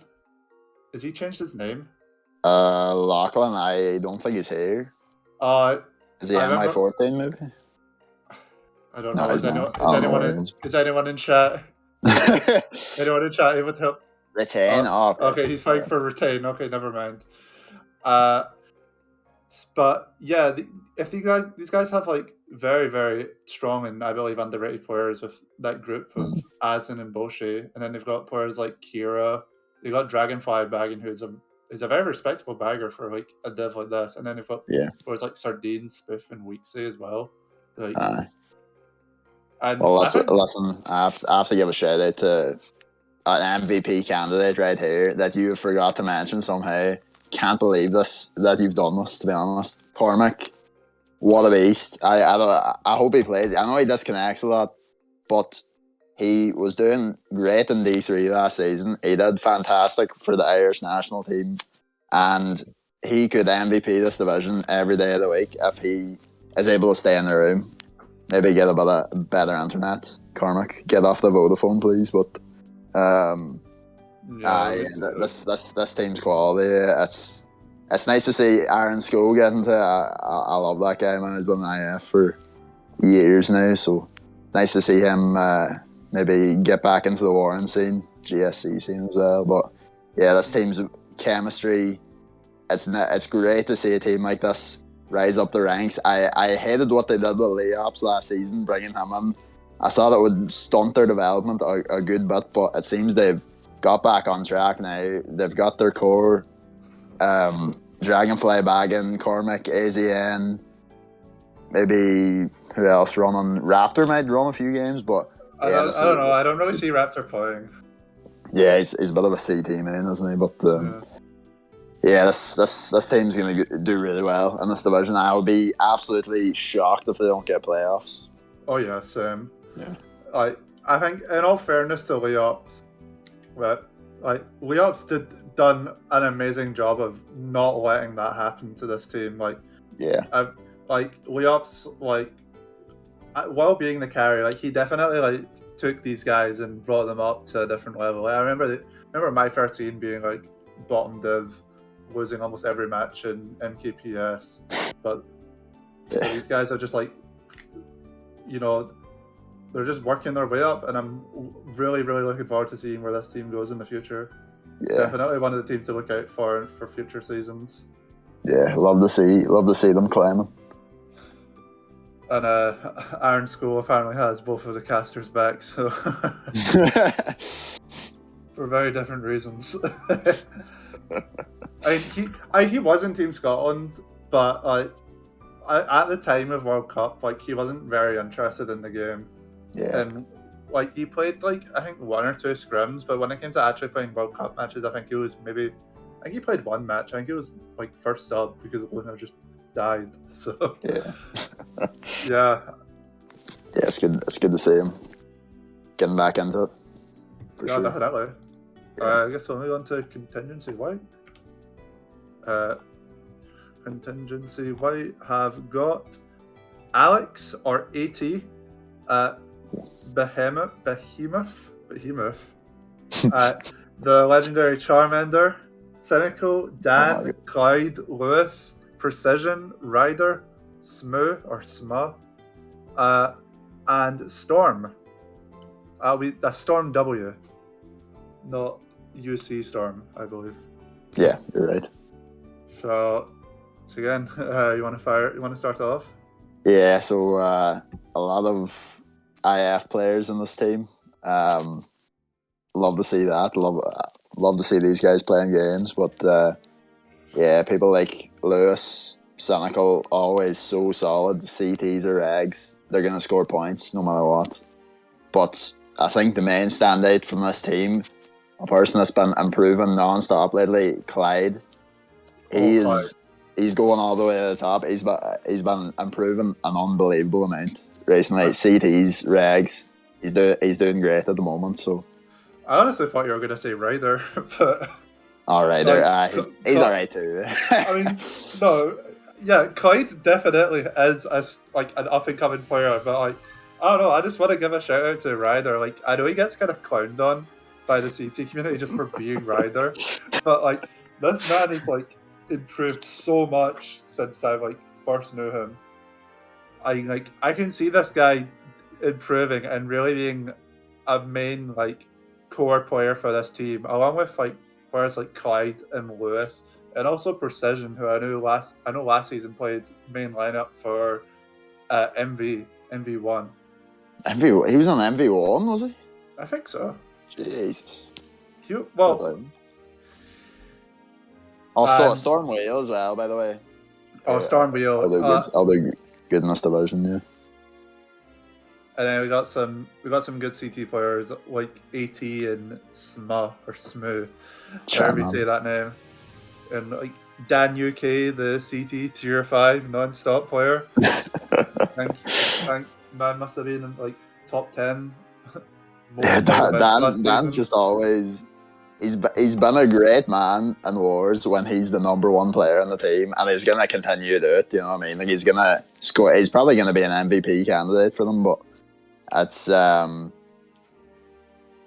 could definitely see this team doing well for sure. Yeah, it's a matter of if they can get those main players every week, like Ryder, Dan, Clyde. Is Charmander bagging? I'd imagine so. Imagine their baggers would be Charmander and Cynical. I say Cynical, he probably won't play too much. If he does, he'll run. But it looks like Charmander might be the bagger, and he's gotten a bit better. If he doesn't get up to his old antics of rage quitting after 1 race, or doing the stupidest stuff imaginable. But yeah, any final thoughts on CY? Not really. Just getting called out by Mac to move on. So I guess we've got to meet his demands. Move on to Resurrection.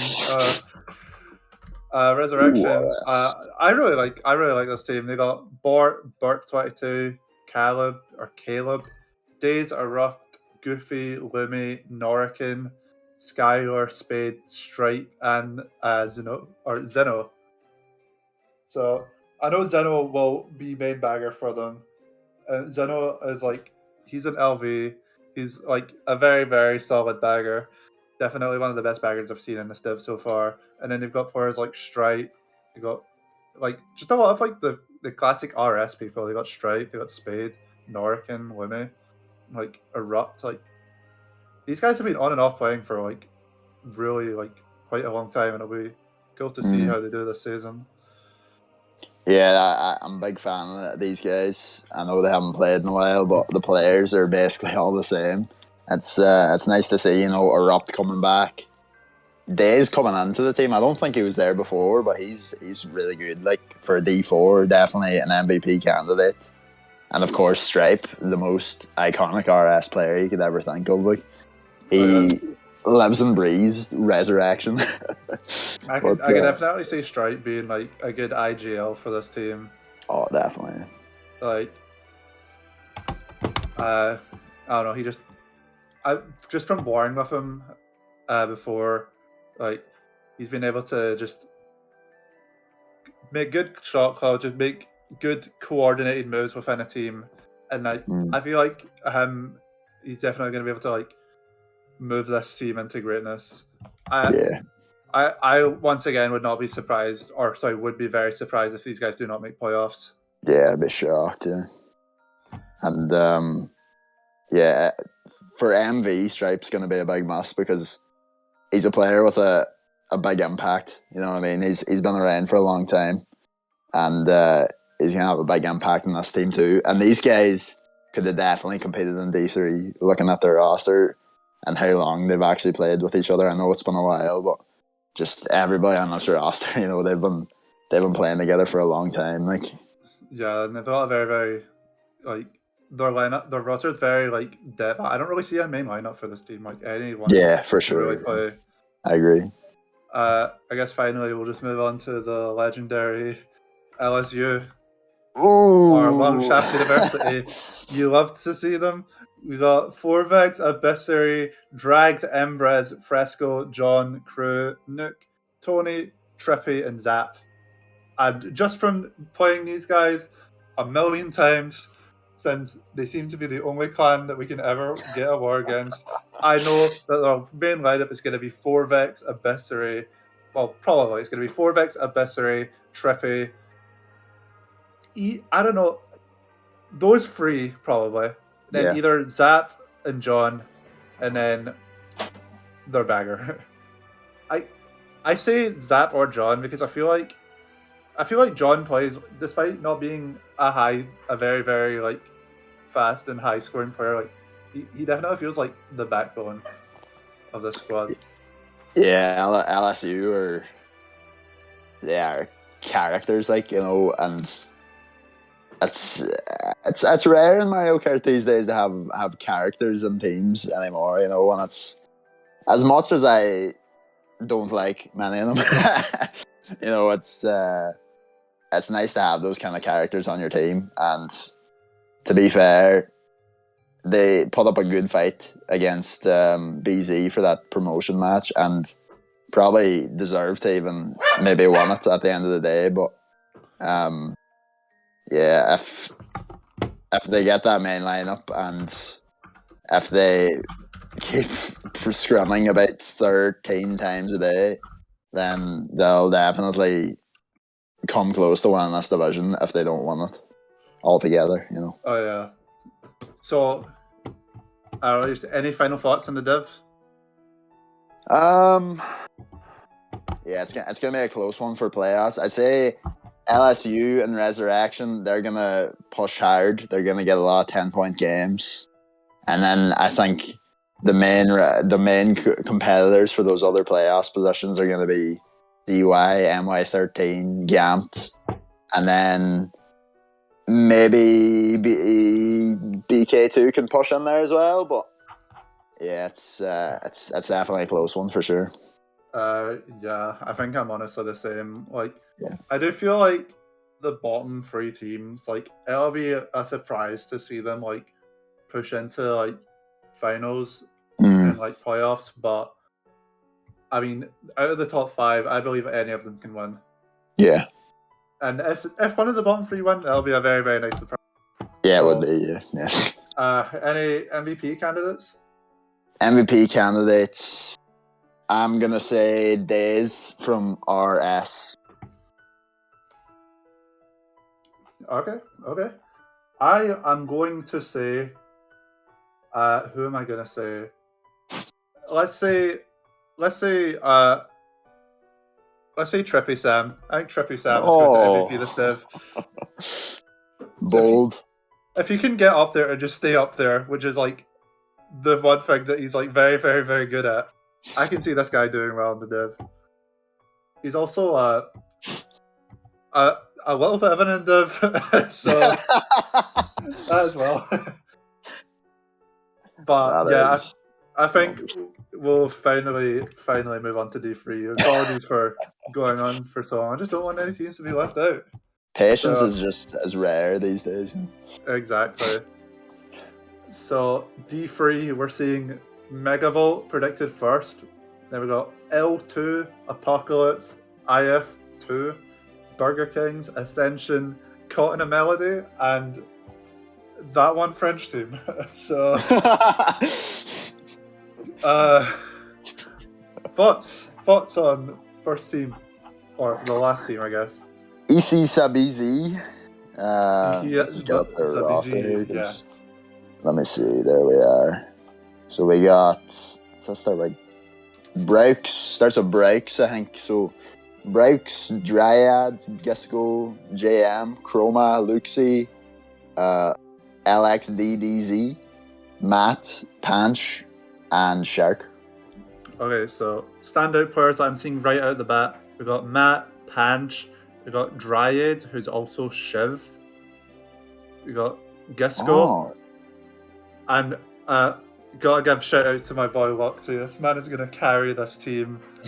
Best bagger in the game, hands down. What a guy. wow. Bold statement there. And But then yeah, these guys are.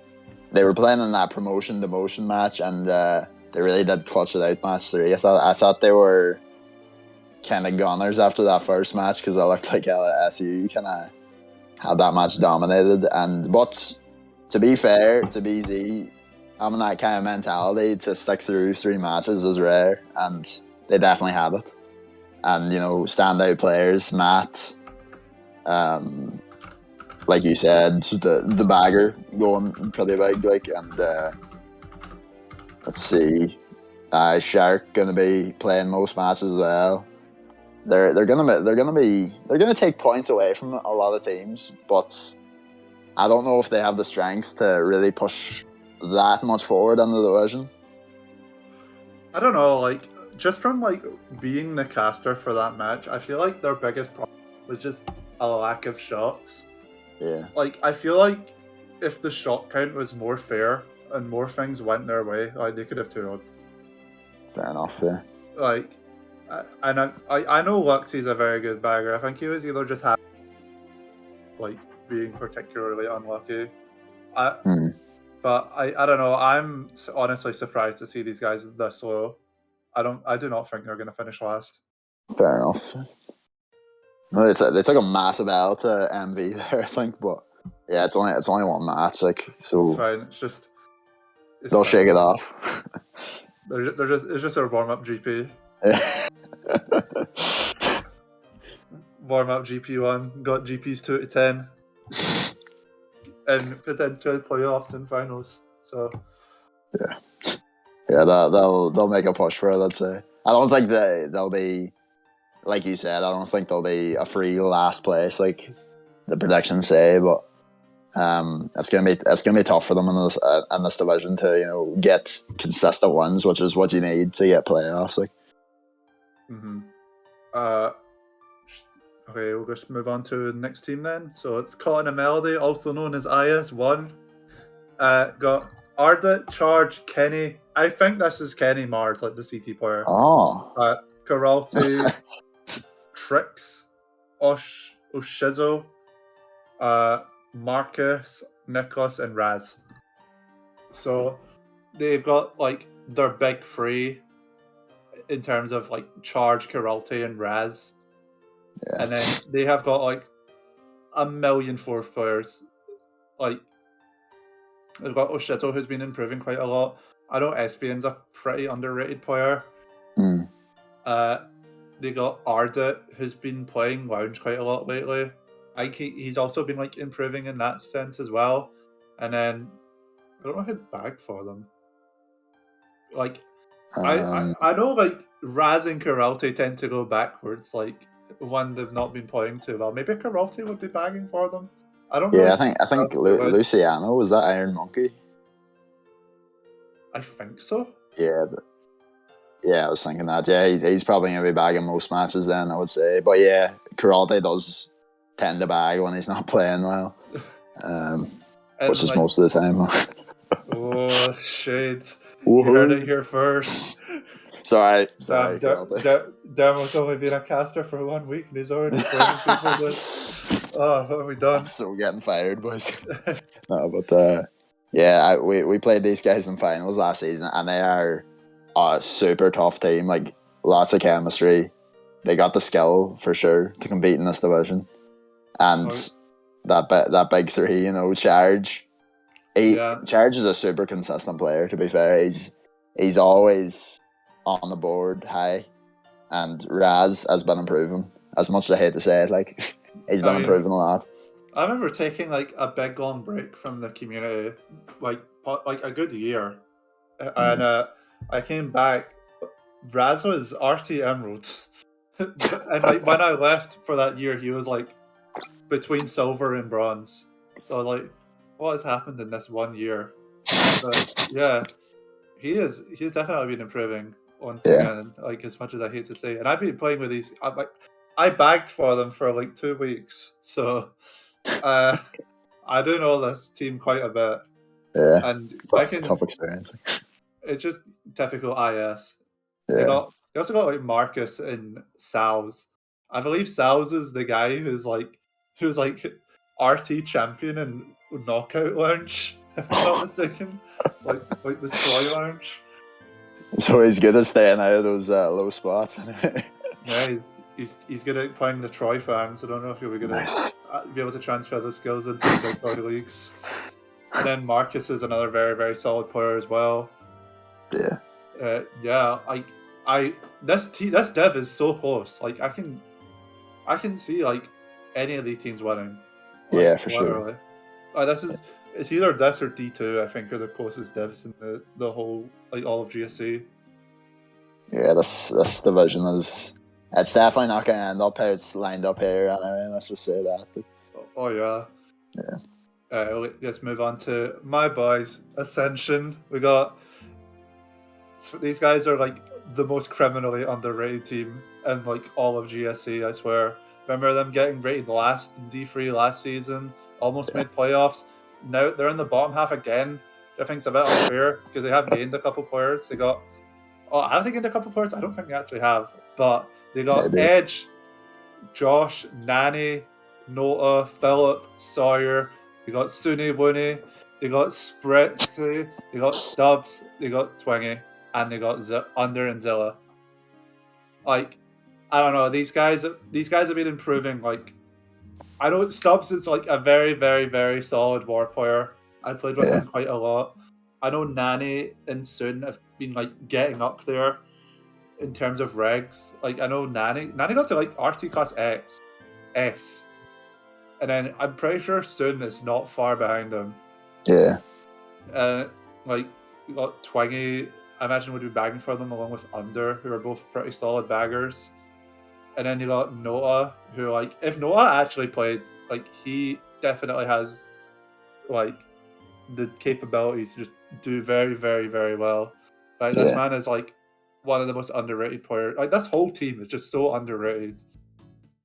And then, they've been iconically underrated for a long time, haven't they? And they've just people just refuse to believe that the CT players can become good reg players, but they've definitely translated it over pretty well if they're still in D3. And yeah, that 6th place prediction there, that's not going to hold up, I'd say. Because I think these guys are getting playoffs. They just barely didn't get playoffs last season. They're getting playoffs this season. I can tell you that for a fact. Yeah, they'll be pushing for it for sure. But it's a matter of if they can put in the time. I know that I have seen them scrimming, to be fair, but will they prioritise the regs over CTs? I know we're getting to. I think they will. I think they will. I think these guys are they want to do well, and I Yeah. 100% believe in them. No bias. No bias at all. Nope. Yeah, but yeah, these guys are going to do better than 6, no doubt about it.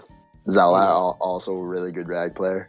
He did really good last season. So Just just don't crash your car this time, Zilla. Like you crashed your car in real life. Let's not do it in GSC.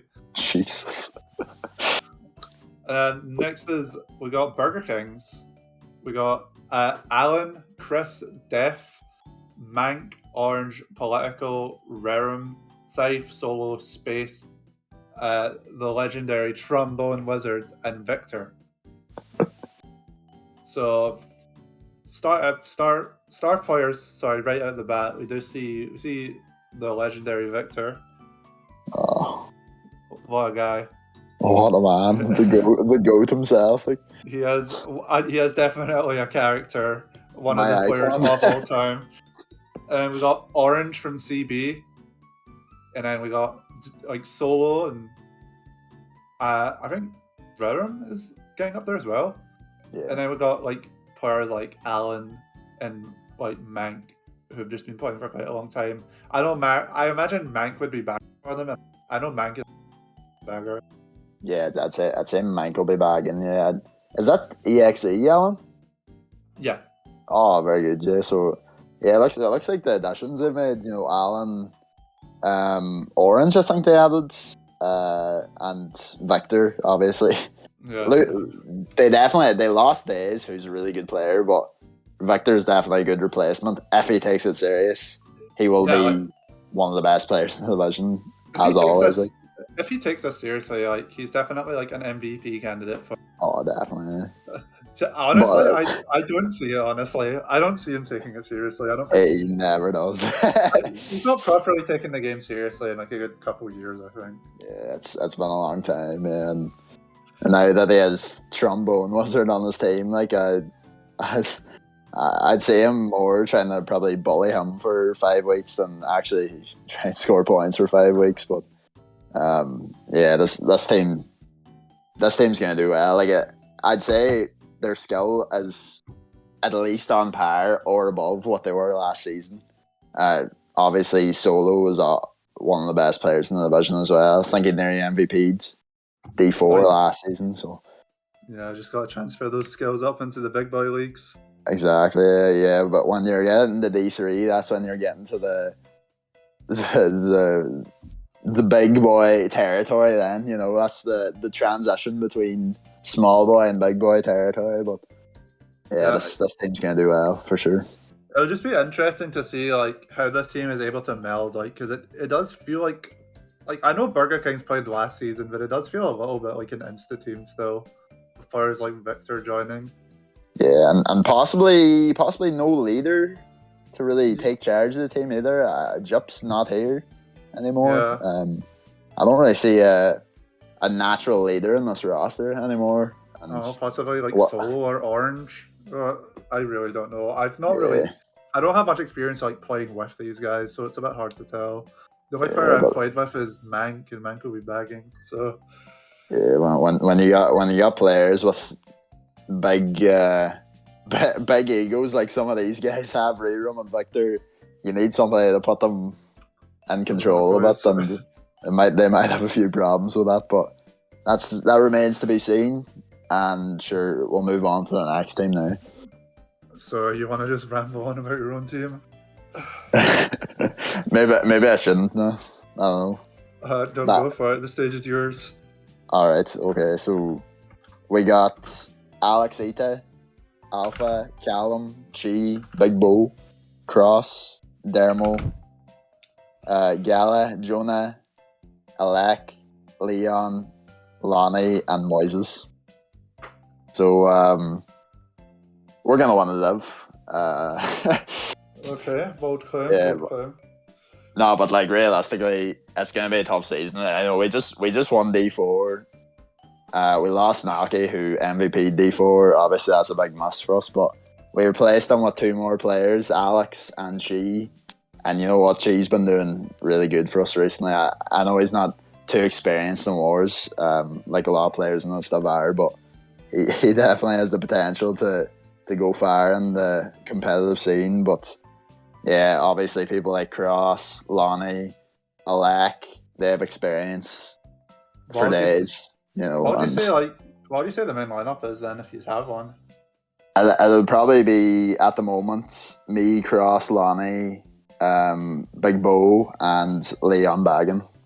And Leon's a good bagger. Like he definitely has potential to be the best bagger in the division on his day. Like, but it's just all about getting that consistency, and that's hard to get consistency when you're bagging because that's a bit of a 50-50 sometimes. But yeah, Yeah, fair enough. But I've played with like Alpha quite a fair bit, like just in Oh. CT leagues. And I know like we got Lonnie and Cross who are both like very, very good players. I don't know, it'll be interesting to see how this team does, because I feel like it's the first time like this specific team has been in a div like of this like caliber, I Yeah. guess. yeah, it's So- good. It's definitely a step up for a few of us. Like I would say, but yeah, obviously Alpha is a wild card as well. Like, but any Yeah. day of the week. Like, but yeah, well, I'm hopeful of our chances. I definitely think we can push towards those playoff spots. I hope we can anyway, but we'll definitely try our best to get up there. I have faith in the boys. Alright, we'll have to hear it. So I'll just move on to next team now. We got Apocalypse. We got Aditya, Alberto, Batcake, Bixbo, Faye, Insane, Marlon, Sanchez, Sky9, Smash, Smoke, and Tom. That is the Netherlands Tom. So, I mean, I don't really. I feel like I don't have to say it, but like, I think the Leops of this dev is definitely Batcake. Yeah, Like, these guys would probably be D4 if Batcake was not in this team. I agree with that too. But aside from him, we also got some pretty standout players. Like we got Faye, Alberto. He's been getting up there. We got Smash, Smoke, Tom. And then Aditya and Sky9 will be the two baggers. But yeah, like just even like without Batcake, like if Batcake didn't exist, like or not playing for this team, like this team still has a very, very solid core of like players who are very experienced in wars. Yeah, it's a tough one on this team because, like you said, they would have been D4 without Batcake. It's not as extreme as the MY13 situation last season where Layups was like D1 and the rest of them were D5. This is a bit more even, but I still think that it's a bit of a mismatch in terms of the skill within the team, and I think that's definitely a really important thing when you're in a division like this, because at D3 you're at the stage where one player does make a difference but doesn't make the same impact that maybe one big player would do in a lower division when they score 160 points. Like, the other teams in this division are not going to let Batcake score 160 points every match. And I'm really not sure how these other players are going to stack up in this division, because they didn't do great in D4 last season. They didn't make playoffs, which was definitely a big miss for them. But if I'm being honest, I don't see them getting playoffs again. And I think third is a bit of a generous prediction for them. But I love to be proven wrong. And we've heard it from Faye, he will indeed try his best. Thanks, Faye. Thanks, Faye. Love that. We'll just move on to the next team. We got Lightspeed Noah, or Lightspeed 2. A legendary team for getting to D3 finals last season despite going 4-1-5. So basically just the same squad as last time. We got Solar, Eon, Justin, that's Justin Wheel, KA, Cav, Malone, Maxi, Miles, Nix, Noah, and Rush. So once again, we got our standout players. We got Solar, we got KA, Malone. Would Noah or Rush play a lot? I'm not too sure. Don't see them about much anymore, no. And it'd be interesting to see how Eon's able to transfer his skills. Obviously, like a legendary Yeah. player in FL. I know feel FL like I've seen Eon play a lot recently, actually, on regs even. I think I've seen him scrum quite a bit, actually. Oh yeah, and then Yeah. they got like Maxi. I imagine would be main bagger for them, who's a very very solid bagger, very long time. Oh, and Nyx as well. How could I forget about Nyx? Yeah, another very very up and coming player. Like this team like just has like tons of depth, I believe, as well. Yeah, tons of underrated players as well, I would say. These guys could just like rock any lineup and it would probably work. Yeah. I'm just gonna say right now, my MVP prediction for this dev KA. I think he's. I saw him in finals last season when they were playing you guys, and he was playing unbelievable. I don't know. You like 130 one of the matches, if I'm not mistaken, Yeah, it was, or like gotten close to 130. The way he was playing, I couldn't believe like they were actually losing. The way he was playing, like it was unbelievable. But just a testament to LV playing well, obviously. But this team's full of depth and full of good underrated players, and like you said, they can throw out probably any four runners on this roster, and they're gonna have a good chance of beating any team in this division. That's probably how good they are, you know, and they definitely have a good chance of winning the live, I would say. Oh yeah, it'd be nice to see them like get one above what they done last season, get to finals and actually win it. Yeah, maybe with a better main season score than 4-1-5. But you know, GSC new format, you able to do that now. Good format, by the way. It's a good format. If I'm not mistaken, I think that's the first time ever a team has gotten more losses than wins and got to finals. Yeah, happened to us too. We got a losing record. We won the live. So. Oh yeah, true. Alright, and I guess just cracking on, we'll move on to the final team. Once again, top seeded team. We got Megavolt, man. I think they've lost a couple of players, but they've still got 64, Fernandez, Horse, Jack Can, Jaggy, Lifeboat, Merrymeg, Setsumi, Shura, and of course they got Yaks. So I believe a main lineup for them would be something like Yaks, possibly Merrymeg, Fernandez, Jack, and Horse bagging. But these guys, once again, have just got tons of depth. Like they've got very good subs, or not even subs. Like they've just got good players. Aside from those four, in regards to like Jaggy, Lifeboat, Setsumi, like genuinely, all of these guys are good. All of these guys are able to like compete in this div. Like if these guys were like more spread out, I can see them all being main lineup. Yeah, like, genuinely. Teams. Yeah, this team's just been around for so long. Like they've been predicted first because they have such strong. They have a strong history, and they have been playing. Well, they haven't. Not all of them been playing together forever, but I know our legendary stream host just said Lifeboat won't play that much. But if I were to say the most iconic duo I've ever seen play in this game, it is Yaks and Lifeboat. I would say that every time because those two have been at it for 6 years now, together the whole time. It's unbelievable, but.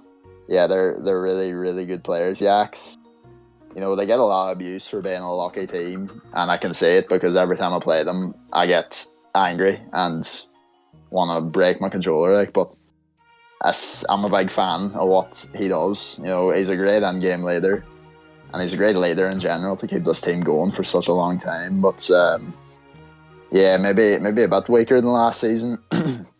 Without Stripe was a really good versatile player for them, bagging and running like every week, you know. But and Setsumi, Meg, you know, it's good. Like I don't mean any shade to Stripe at all when I say this, but like these guys just have so much depth that I feel like losing Stripe isn't like that much of a hindrance, just because like all of them are like good enough to be like Stripe replacements, if you will. Yeah, that's fair. Yeah, and then you know, I mean, they got Horse, who has like kind of regarded as a pretty lucky beggar at times, but like he does his job, he gets the shots, and like at the end of the day, that's all that matters. Even if he is apparently lucky, which I think is like a dumb concept for beggars in the first place. Yeah, But yeah. They have a lot of players you would just describe as megavolt. Like I don't know how to describe it. Like, but when I think of players like Shura, Setsumi, Murray Meg, I just think megavolt for some reason. I don't know what it is like, but they just have a megavolt personality about them. But it's not a bad thing. Like, it's just, you know. I guess we'll wrap this one up now just with MVP predictions. For me, I think there's a pretty obvious top two. It's either going to be KA or it's going to be Backkick. Yeah, that's fair. I think I'm still going with KA. Obviously, Backkick. He's gonna be first or second if he plays enough weeks. But yeah, it's I'm going for KA all day. Okay, I guess I'll go for Backkick then. So. Alright, well, I think that's going to be us. We're going to be moving on to D1 and D2 with another amazing set of casters. So, yeah. Thanks for letting us ramble on about teams for probably too long. Peace, boys. Thank Yeah. you for watching and listening.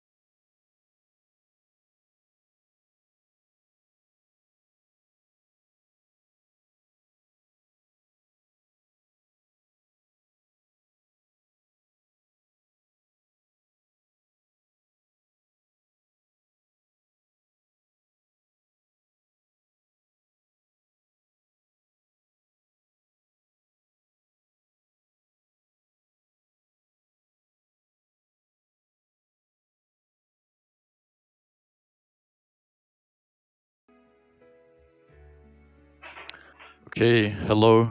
This is Fred and Sal. Welcome to D2 and D1 predictions. So I recommend we just start right off and we'll go from the bottom and up. Okay, so first team is Team Gun.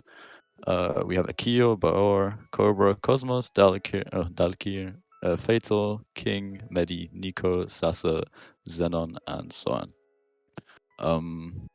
What can you say about Gun? I mean, these guys are an old team, or an old team in comparison to pretty much every other team in the registry. These guys have been playing for a couple of years, but they have been predicted last because they've just come back after a bit of a break. Yeah, what do you think, Sal? Well, they've changed a lot of the players that they've succeeded with in the past. Many of them are not there anymore. You know, usually when you think of Gun in a high div, you'd expect King, Dara. I think King is still in the roster, but I don't think he's going to play. I haven't seen him playing like a lot. Not that much, but enough for me to think he's not going to play. He didn't play in the match they played today anyway. And they haven't been replaced with players of the same caliber.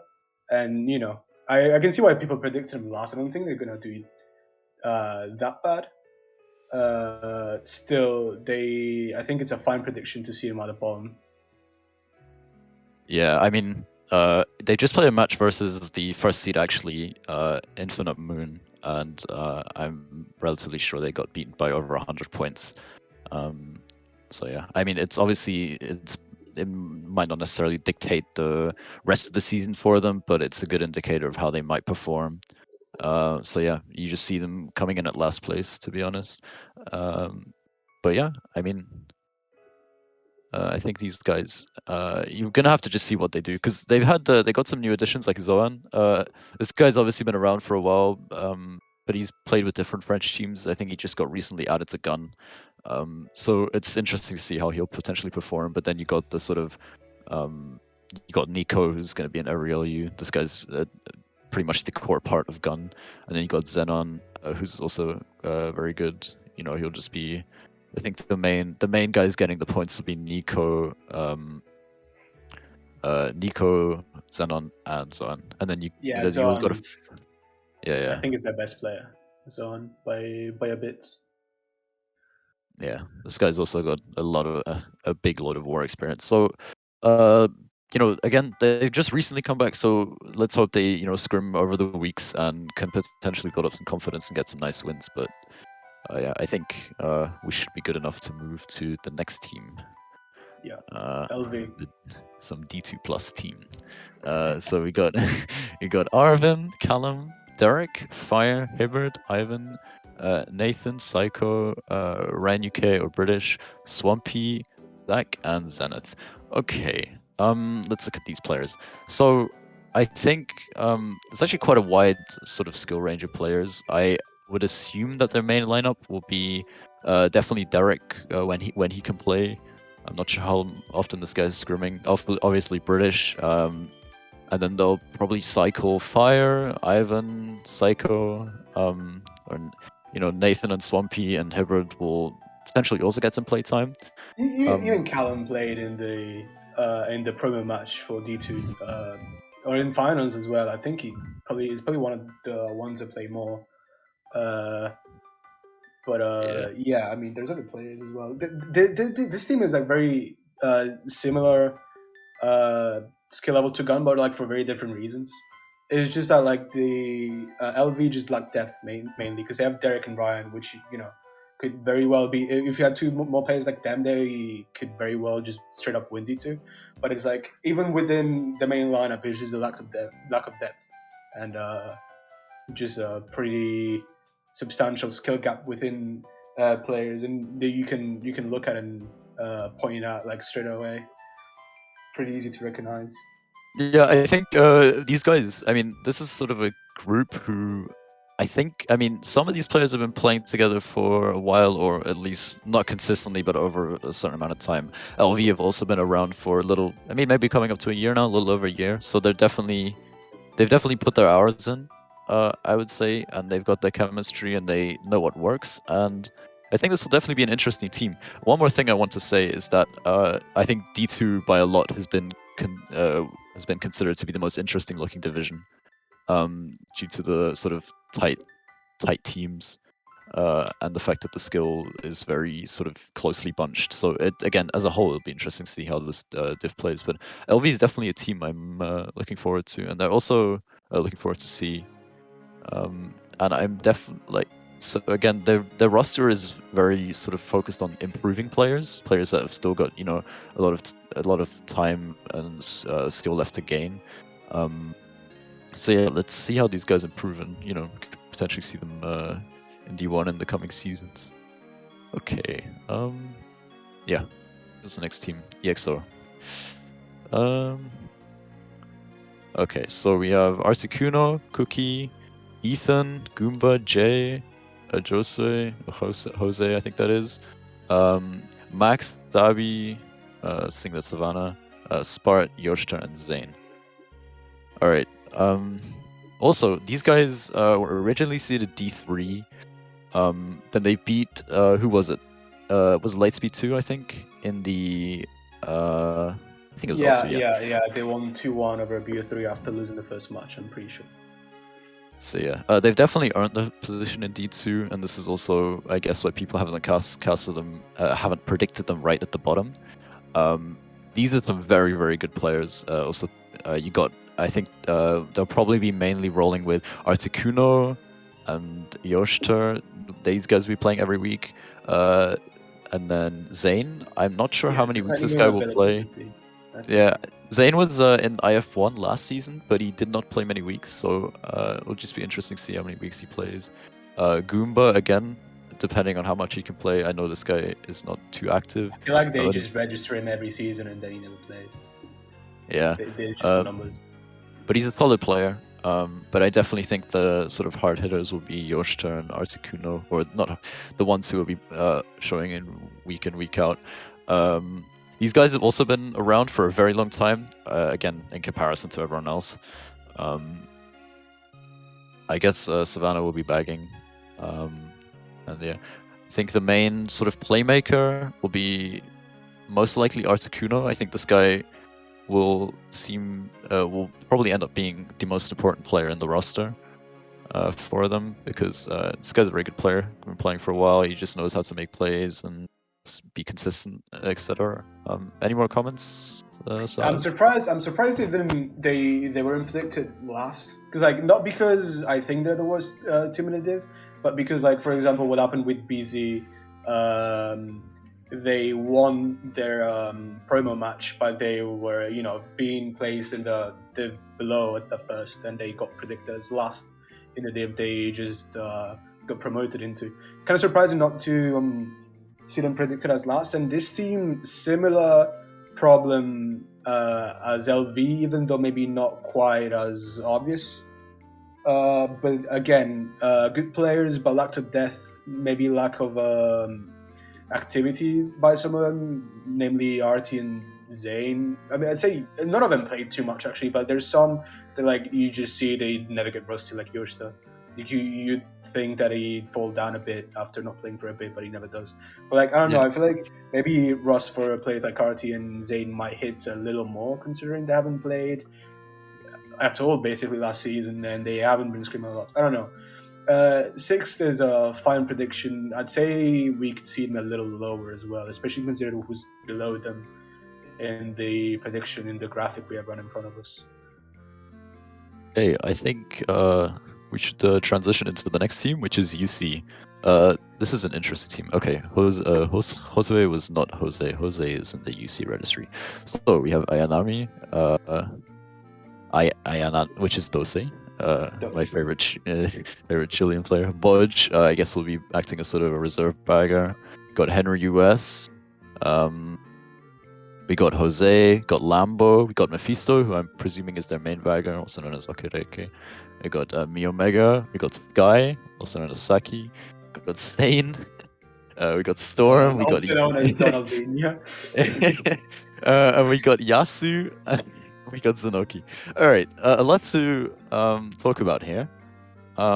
These guys have a lot of players with a sort of wide range of skill. I'm gonna assume that their main lineup will be along the lines of Dose and Zenoki. I think they'll put these guys in there. These guys are just very fast, and obviously from a region of the world which makes them quite hard to hit in comparison to other players. But yeah, these guys are just very, very fast. Dose actually has a lot of work experience in comparison to Zenoki. Dose is I used to play with this guy actually in 2018, and he's also played for KG and stuff like that. So he knows what he's doing basically in wars. And then VN, this guy doesn't have a whole lot of war experience. They may have to sort of help him out a bit, or he'll just have to make sure that he can perform to his best abilities, which will be basically getting points for this team, since he is a very lines focused player, if I'm not mistaken. Then to sort of even that out, you have players like Storm, Yasu, Sky, and Sane. First of all, let's talk about Yasu. This guy, again, has been playing for ages. He's very good with his items, especially in wars. He knows how to hit players.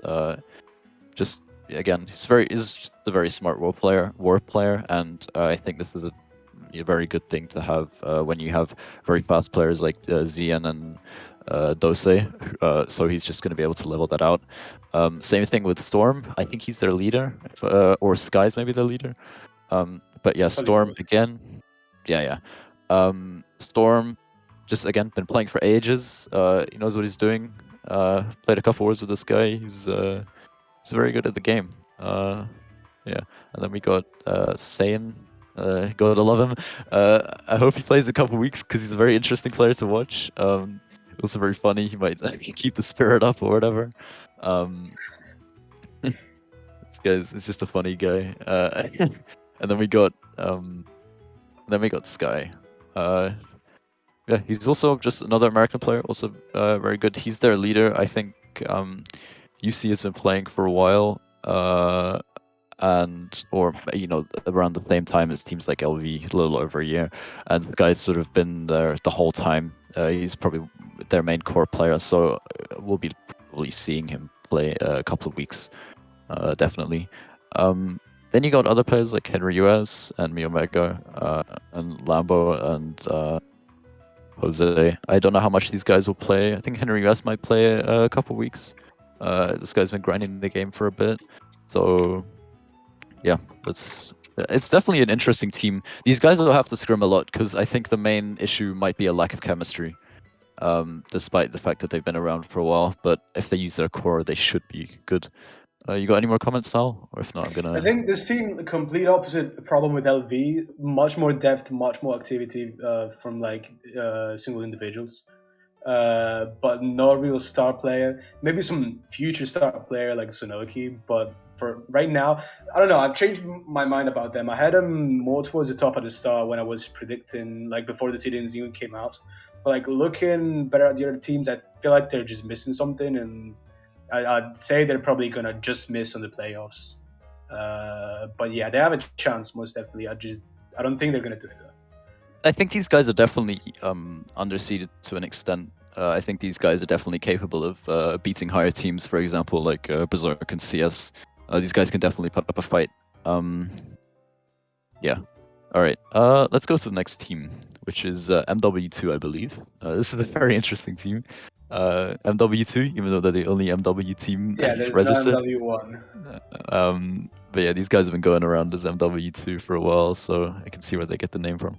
Okay, so you got Budok, Denmark, Ice, Casper, Cora, Leops, Lucky, Ryan, Sean, I believe that's Mailman, Shamron. Yeah, Shamron's the last one. Okay, I think the main guy we got to address is Leops. I think their success is definitely is heavily dependent on the fact that this guy plays every week. He'll be leading the comms, he'll be running, he'll be making plays. I think you guys all know what kind of player he is. So I think the team is very heavily dependent on this guy's performance. Got anything else to say, Sal? Yeah, very mixed opinions about this team. I've seen many people put him even at the top, and a lot like even more towards the bottom. I don't know. I feel like it's kind of weird to see them this far up. I don't know. I feel like they're very dependent on Leops, and even then, like the opinions people have on Leops are what we used to see in the past years, like 2020, namely probably his big year in MKWii. But the thing is, even though like he still plays as much as he says he probably he wanted to quit and all that, he still does play. But it is true that he doesn't seem as committed as he was when he was in part of the main lineup in MW1.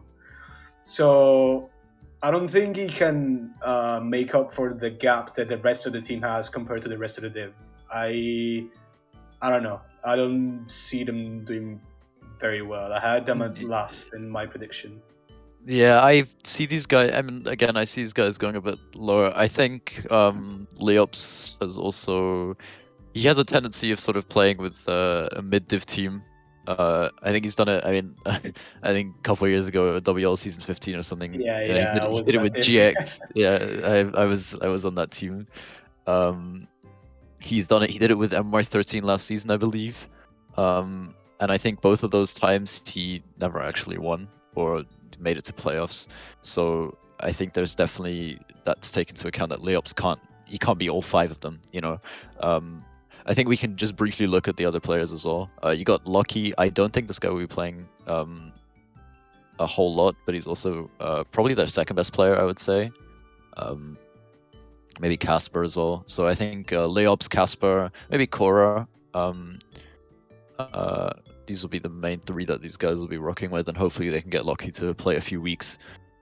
Ice, Norwegian player, I believe, or Danish player. I think just TTR. yeah, I think that's the only sort of newer face on that roster. And then we got Boodog, or I mean Ryan will probably run as well actually. Boodog bagging, and then Ryan I guess can bag if needed, but I'm pretty sure he would prefer to run. But yeah, I think we all know what this team's win condition is. So yeah, let's go to the next team, which is some of the more familiar D2 teams, which is Chef Stallion. Okay, so Act, Bran, Chlor, Connor, Crow, Jed, Nuclear, Sapphire, and Trap. Okay, I think, especially with these last three teams, me and Sal can talk about a lot, or easier with a lot more confidence of how they might perform. These were the only three D2 teams that have stayed in the same div or played next season, I believe. So, and this is also why they were predicted top three. These guys were all competing for the playoff spot in D2 last season. So yeah, let's talk about CS quickly. So their main LU, they have one new addition, I believe, which is Claw. I think he'll be put in the main LU since he is playing quite a bit at the moment. And then you'll players like Sapphire, Trap, won't be seen to play as much. Bran has been. I've seen this guy play a lot in Lounge a bit. It's nice to see him come back or just play a bit more. This guy might also be considered for LUs. Then we got Crow, who was their new addition last season.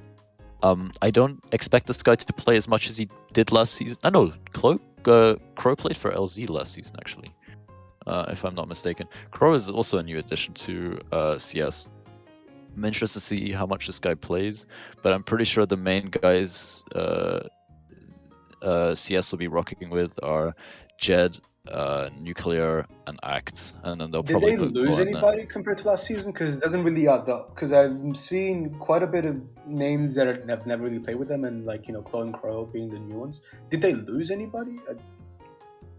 I don't think so. There were probably some players in the roster that just didn't really play that much, and they just put them out. But yeah, you'll definitely be seeing Claw make an appearance. I think he'll. I don't know. I don't think there's necessarily a standout player for these guys. I think these guys are all at a relatively similar skill level. And then we got I think it'll be interesting. They're not all like the exact same sort of play style. Jed has a different play style to Claw, for example. But yeah, I think this is a team to watch out for. These guys, at the beginning of D2 last season, they didn't really show a lot of sort of success, but then they sort of picked it back up at the end. But they ended up losing in playoffs to the next team we will be looking at, which is Berserk.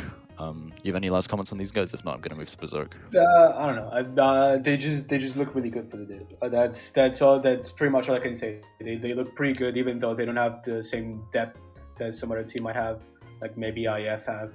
But we'll get there later. But we got to IF. Okay, Berserk. The only Japanese team in this division. So we got Fiona. We got Fina-chan, Fiona, Hiroto, Hip, Kozaran, Maron, Orga, Paprika, Sukai, Toku, Yasuo, and Zed with a capital R. I don't know who that is. Do you want to talk about these guys quickly, Sal? I just got to be right back.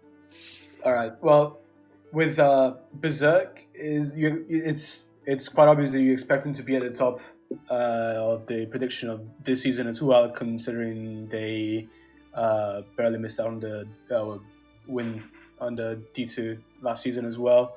Roster hasn't changed too much. They have lost Capera, which is one of the main components of their main lineup last season, but not the most important from what I could see anyway. We've played them, my own team played them 4 times last season, one of them even including a tiebreak. So I don't know. Capera main lineup, but not the worst of the losses they could have had.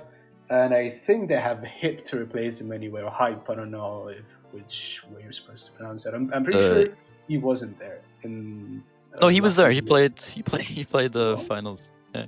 He's Yeah, this guy's also very good. I think he's just a sort of a passive player. He's an older player as well. He came back in 2020 or 2021, I believe.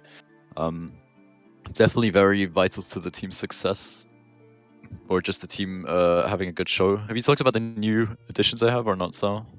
Well, I've just contradicted myself saying we played them 4 times just in the past season, and then I don't even realize they had hype anyway. So it's probably better if you talk about that because I'm not sure if I can spot them right away. I think. Well, they have Yasuo, which is obviously their standout player. And then I'm not sure if these guys were in the registry last season, but you got players like Maron, who I believe is a CT player, Hiroto, who he's an older player. I see him in lounge occasionally, but he's not necessarily a standout. But yeah, I think the team has definitely worsened a tiny bit. Yeah. Losing, yeah. But at the same time, like D1 being 18s, is going to mean that D2 is going to be slightly worse as well. It's going to be slightly lower level anyway. So I don't know. I had him in second as well. So I feel like this is the right spot for them to be in. And you know, it obviously depends a lot on Yasuo, but I don't think they're going to play without him. So. Yeah, I think CS are maybe a tad better than this season. Okay, let's move on to the last and the most hyped up team, I guess, this season, which is Infinite Moon. Okay, Barry. So we got Barry, Brannon, Kenzo, LT, Shadow, Snow, Sully, Trashy, Tolls. Very similar roster to last season. These guys were predicted first again. They were predicted first last season, and they got off to a very good start. However, they ended up not making playoffs. This is probably just a lack of practice throughout the season. But I think this season they really came to play. I think, as I just mentioned, they just destroyed Gun in their first war. They used a different main LU than they did last season. They used 3 Australians in the form of Barry, Brannon, and who was the third one? Was it Tolls?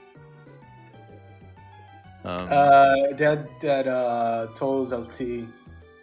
Yeah, Barry, Brannon. So I think they want that Australian chemistry. I think some of these guys played in us together last season in the World Cup or whatever. However, I think these guys are a good friend group. Play a lot. I think it's just Barry's obviously the sort of star player. He calls all the shots, makes all the plays. He's going to be in every LU definitely. Scores the most points for them. I think it will just be interesting to see how these guys play this season, and I think they'll be definitely looking to win and fight for a spot in D1 next season. Having 3 Australians in the lineup is actually going to make it a lot easier for all 3 of them, considering that's not the usual thing for them, right? To be able to team play well, considering the lag you have, even with your teammates, because you always talk about the lag they have in comparison to the team they're playing against, but you know, that also applies to the team you're playing in. And having 3 of them is going to make it really easy, well, a lot easier anyway, for those 3 to be able to play better as team, you know, not hit each other and all that. But it's going to make it really hard for the 4th one, not going to lie. Because, I don't know. But I think LT, as you saw at the table A versus Gun, the 3 Australians, they scored all the points, and LT was sort of a support. They'll probably use the 4th guy as a support mechanism. Which kind of proves my point to an extent. Yeah. You know. Which they'll probably continue to do for the rest of the season, and hope it works. Anyways, I think we should switch to D1. MVP prediction, really quick. Before we go to sorry. Okay. I think I'm going with a very obvious safe pick. Yeah. I'm going with Yasuo. I'm not going with Leops. You think? Because I'm thinking Leops is gonna try to help his team much more rather than just score points. And to be fair, Leops, I don't know if he's gonna play every single war, so that's gonna make it a little bit easier for him to keep a higher average. But I feel like Yasuo is the kind of player that mainly focuses on scoring, and that's about it. You know. I think But I do think the skill gap between Yasuo and his other teammates may be a bit smaller than That's the skill true. gap between. So I think layups will be you'll see tables where like layups is scoring like 132, and then you have like the other 3 guys scoring in the 80s. Yeah, Um, kind of like TK last season. yeah. Okay, let's move on to D1. Yeah. Okay, are we there? I think we Yeah. are. Okay. Let's start off. Team Elite Needs. This is one of 2 Japanese teams in the division. This is Heaven has sort of split 2 ways in order to, I guess, get more players, more play time. I'm not really sure. So we have Edna, Hizumi, Impact, Capera, Nonge. I think he's formerly known as NG, Raf, RY, as in Ruto, Sekai, Trace, and Yoshikaze. Okay.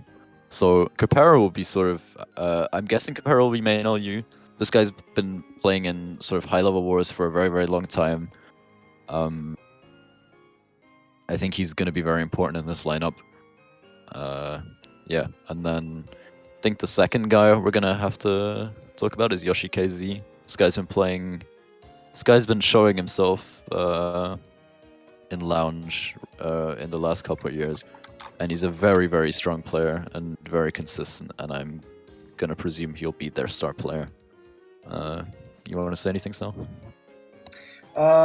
Yeah, this team is actually. I don't know. I just don't really agree with everyone's prediction. I feel like out of the 2 Japanese teams, this just looks the better one in my opinion. Because SVY, we're gonna get there, but just because they see Asmat straight up, then they predict in high SVY. Just 10 Team Elite Needs just looks like they have a much bigger depth, and I don't know. The lineup just looks more balanced with better players all around, as opposed to have like 1 carry, maybe 1.5 with Print as well. We're gonna get to SVY, but you get what I mean. I don't know. I just out of the 2 Japanese teams, they look the better one in my opinion. I don't think it's fair to have for them to have such a low prediction. I don't know.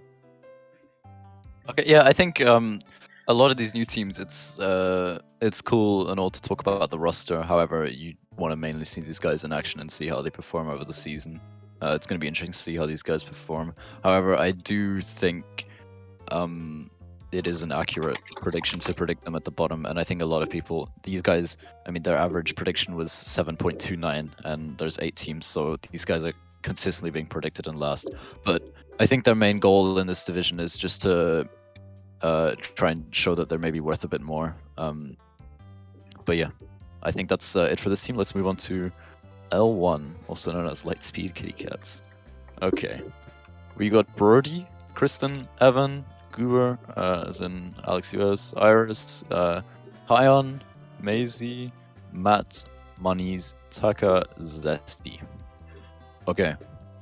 Do you want to start off with talking about these guys, Sal? Or Yeah, it's actually kind of funny to see some of these names still in the roster, like Monies. I'm kind of surprised. It's one thing I want to point out. Even Kayan, as in Norwegian kind plus Master 72. It's kind of funny because he just disappeared. He has been gone for a little bit. He's still in the roster. Nothing mad to point out. I just think it's kind of funny. Yeah, they lose Declan compared to last season. I think he's played a bit of the matches, which I don't think he was a fundamental player in the roster anyway. It's just like in case I saw they were not struggling, but they were trying to schedule one of the matches for one of the 2 matches in week 1, and it looks like they could only play at one of the matches they were trying to play at that time. They were trying to play. If Alex was online, if they started Declan, it would have been handy for them. But I don't think it's going to be too detrimental of a loss for them. They're still like the same old L they have been since the beginning of season 2 of MKPS. Yeah, But I mean, yeah, I don't know. I see them finishing the bottom half, 7th. I guess that's they could be finishing 7th. I can see that. I don't know. I mean, they've just been dropping off ever since the summer split win. I don't think they've been as good as they were in that part of the year. I mean, I think these guys, I mean, they play a lot.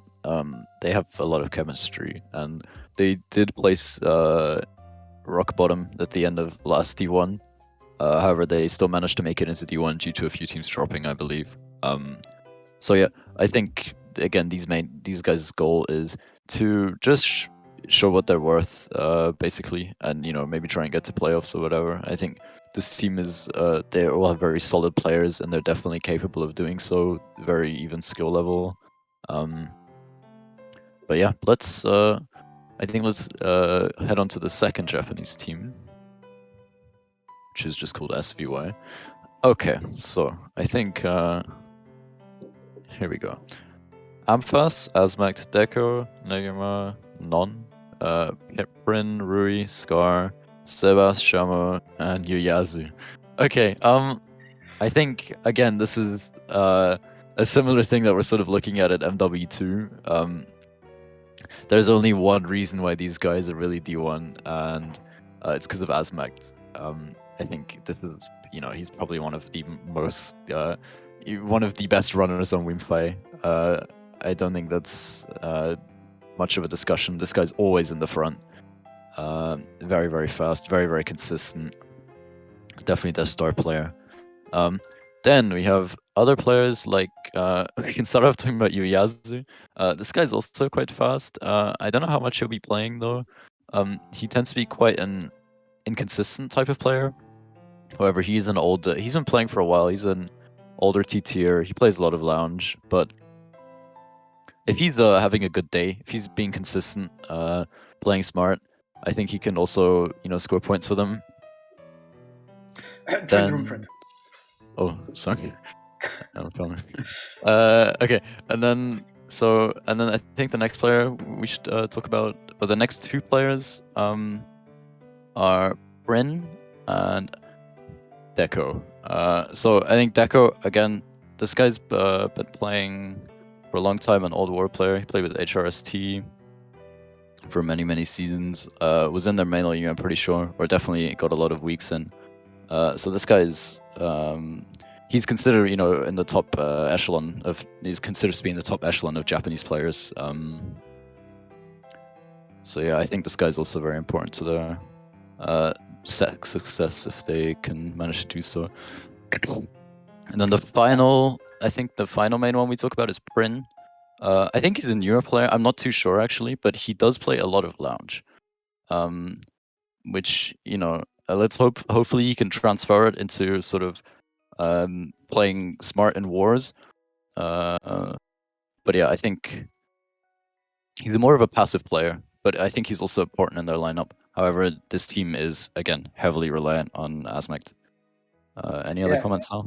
Yeah, I don't know. I feel like this team has been a bit overrated, and I don't want to curse it to my own team by saying that and then lose against them, But I don't know. I feel like they've seen Asmat, Prin, and just I've seen some prediction having them even like first or second, which I definitely do not agree with, because like first of all, it's merely two players in the roster, namely Asmat, which people see number one in lounge for the entire season last season, so amazing. Automatically, he's an amazing player, and he is. But I feel like he's not as good in wars as he is in the Moiki.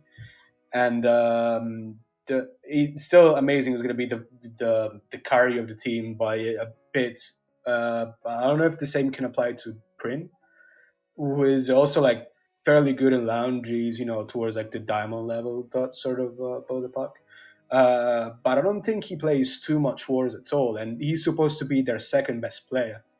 And like other than that, I don't know. Deco is one of the main names that comes up, and he was in D4 last season. And I don't think he was like MVP material even in D4. I'm pretty sure. And I don't know. I hope they do well, just because I don't really wish bad on any team. But I don't know. I feel like some of the predictions for this team have been very much exaggerated. Yeah. Team, obviously. I think they look at Asmact and sort of see the same thing as heaven. When in reality it's just not. I mean, it can be. These guys just have to practice a lot. However, I think it's slightly unfair to rate these guys way higher than the other Japanese team. But yeah. let's head on to the Yeah. next team. Do you know these guys? I don't. It's quite hard to find these guys in the registry because a lot of FCs have the word 5 in them, but I'm gonna just scroll up to the top and I will find them. Yes. Okay. Bobby K, Declan, Fred, Fusion, Jordan, Kim, Kion, Pix, Roy, Sal, Spec, and Zach. Okay. I know, you want to start talking about these guys, Sal? Well, what do you want to say?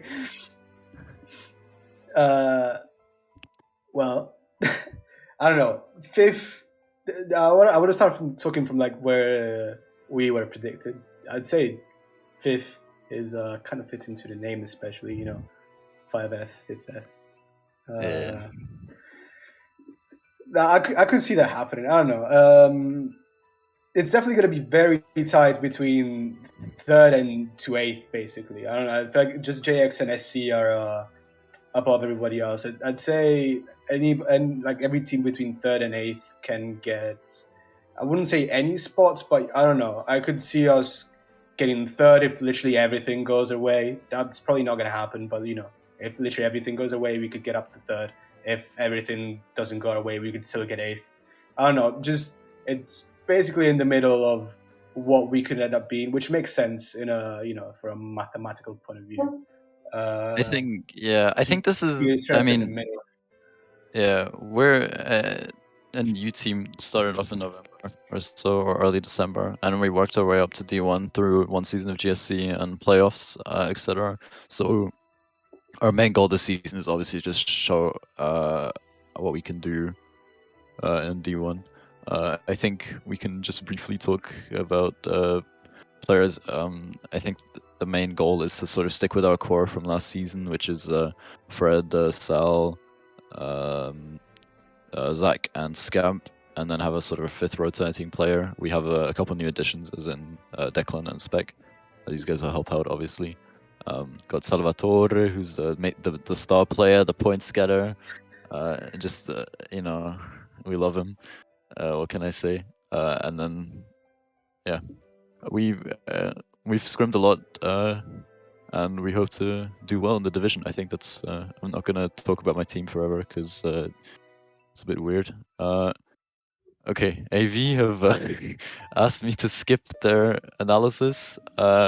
I'll just quickly say these guys have been playing, for years and years and years. all this common on MKWii, I think, along with like AP or something. Yeah. So I think these guys have been in D1 pretty much every season. They were for the last up until 2020 they were D2 for a short spell, or always considered a D2 team. But now they've just been constantly D1. They're always changing roster, but you got players like Kevin and Olifrey who have just been there for a while, and will probably continue to be there for a while. Oh yeah, Bolin as well. I don't see these guys moving around a lot. But yeah, I think fourth is a fair prediction. It's like 3, 4, 5, very similar skill level.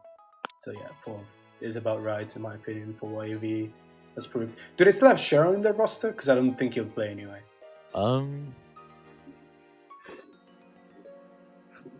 Yeah, they have players like Sharon and Jam, and Nikos, and players like this who quit the game, they have Thomas as well. I think these guys not quit the game, but they only turn the Wii on occasion or whatever it is. So interesting to see these guys' activity. Should we just head on to the next team, which is Daisy? We got Emil, Kazam, Luke GB, Lunhov or Duki, who's a new addition, Mark, Russo X, Sami, Shaka, Swig, and Thomas. Swig. You skipped Roast. Which is probably the most important. Oh shit! I didn't see Roast. Yeah. So yeah, Roast will be the bagger. I think this guy is considered to be one of the best baggers on Reamfire. So this is also an incredibly important new addition to have, because shocks are quite important at MKWii.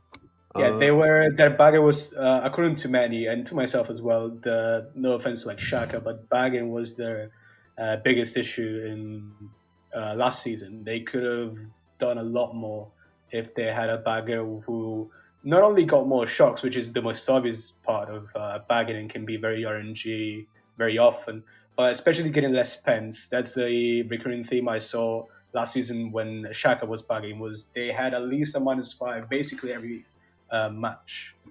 And having Roast, I don't know. I wouldn't say Roast is exactly the type of bagger that never gets a pen, but I don't know. He's by many considered to be the very least top 10 baggers, and very much probably more.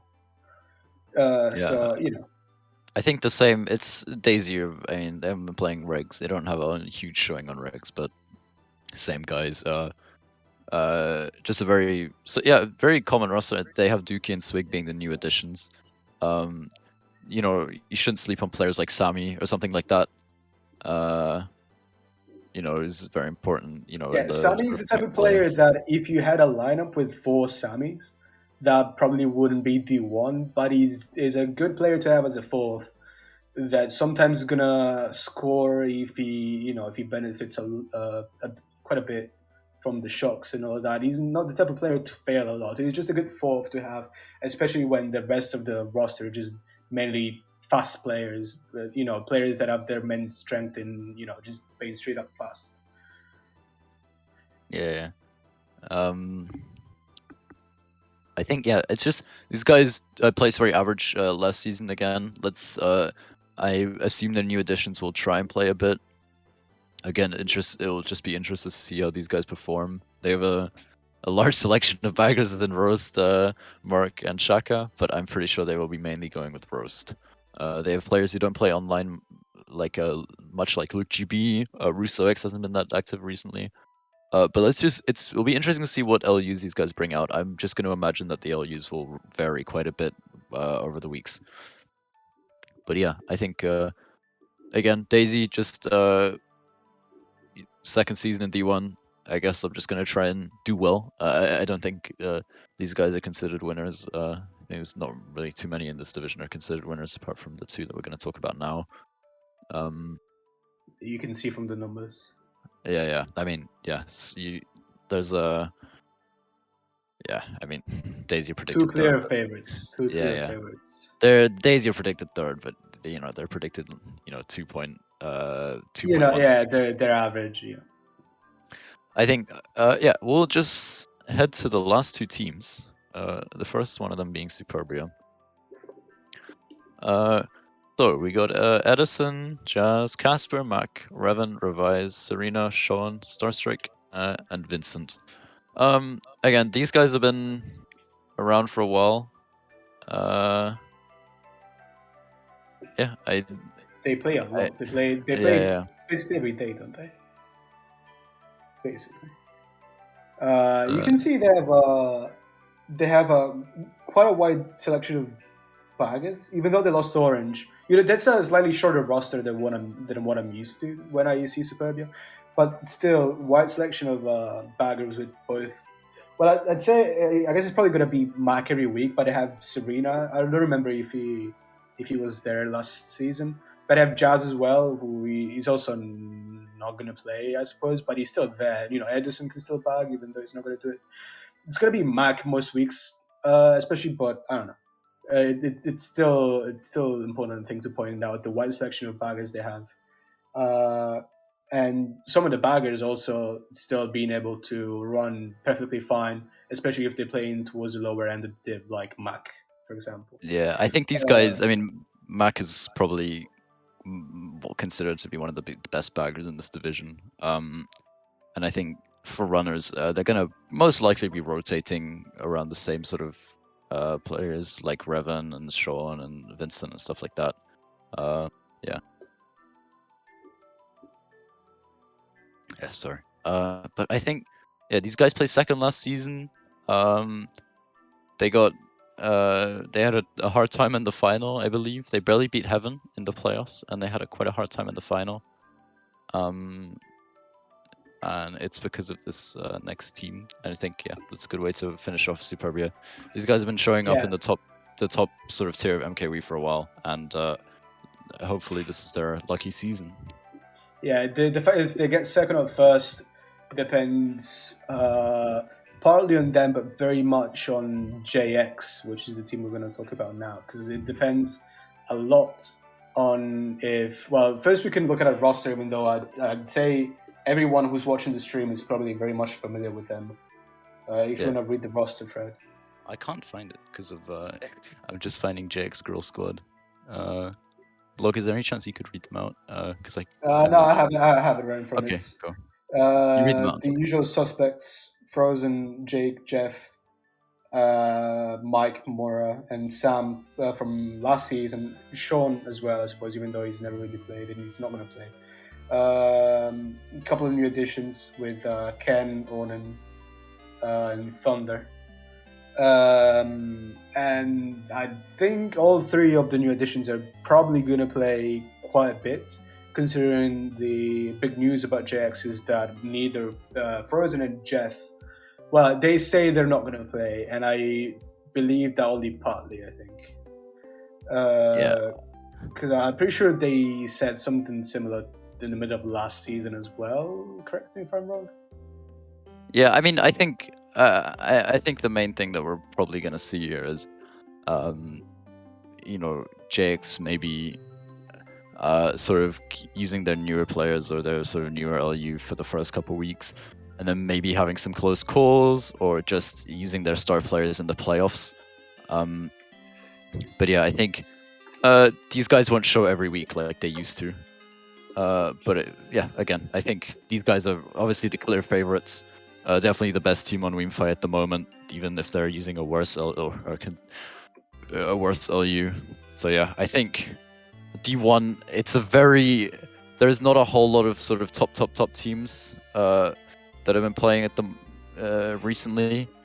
So I think I think the predictions give a very good insight into what's going to happen. It's going to be interesting seeing just teams sort of 3 through 8 compete, and then maybe SE can cause an upset or something like that, or some mid-pack team can cause an upset to someone at the top. I think that's probably the main thing we'll be looking out for. But I think the mid-pack will have a lot of close wars, and that will be the most exciting stuff to come out of D1. MVP Sal?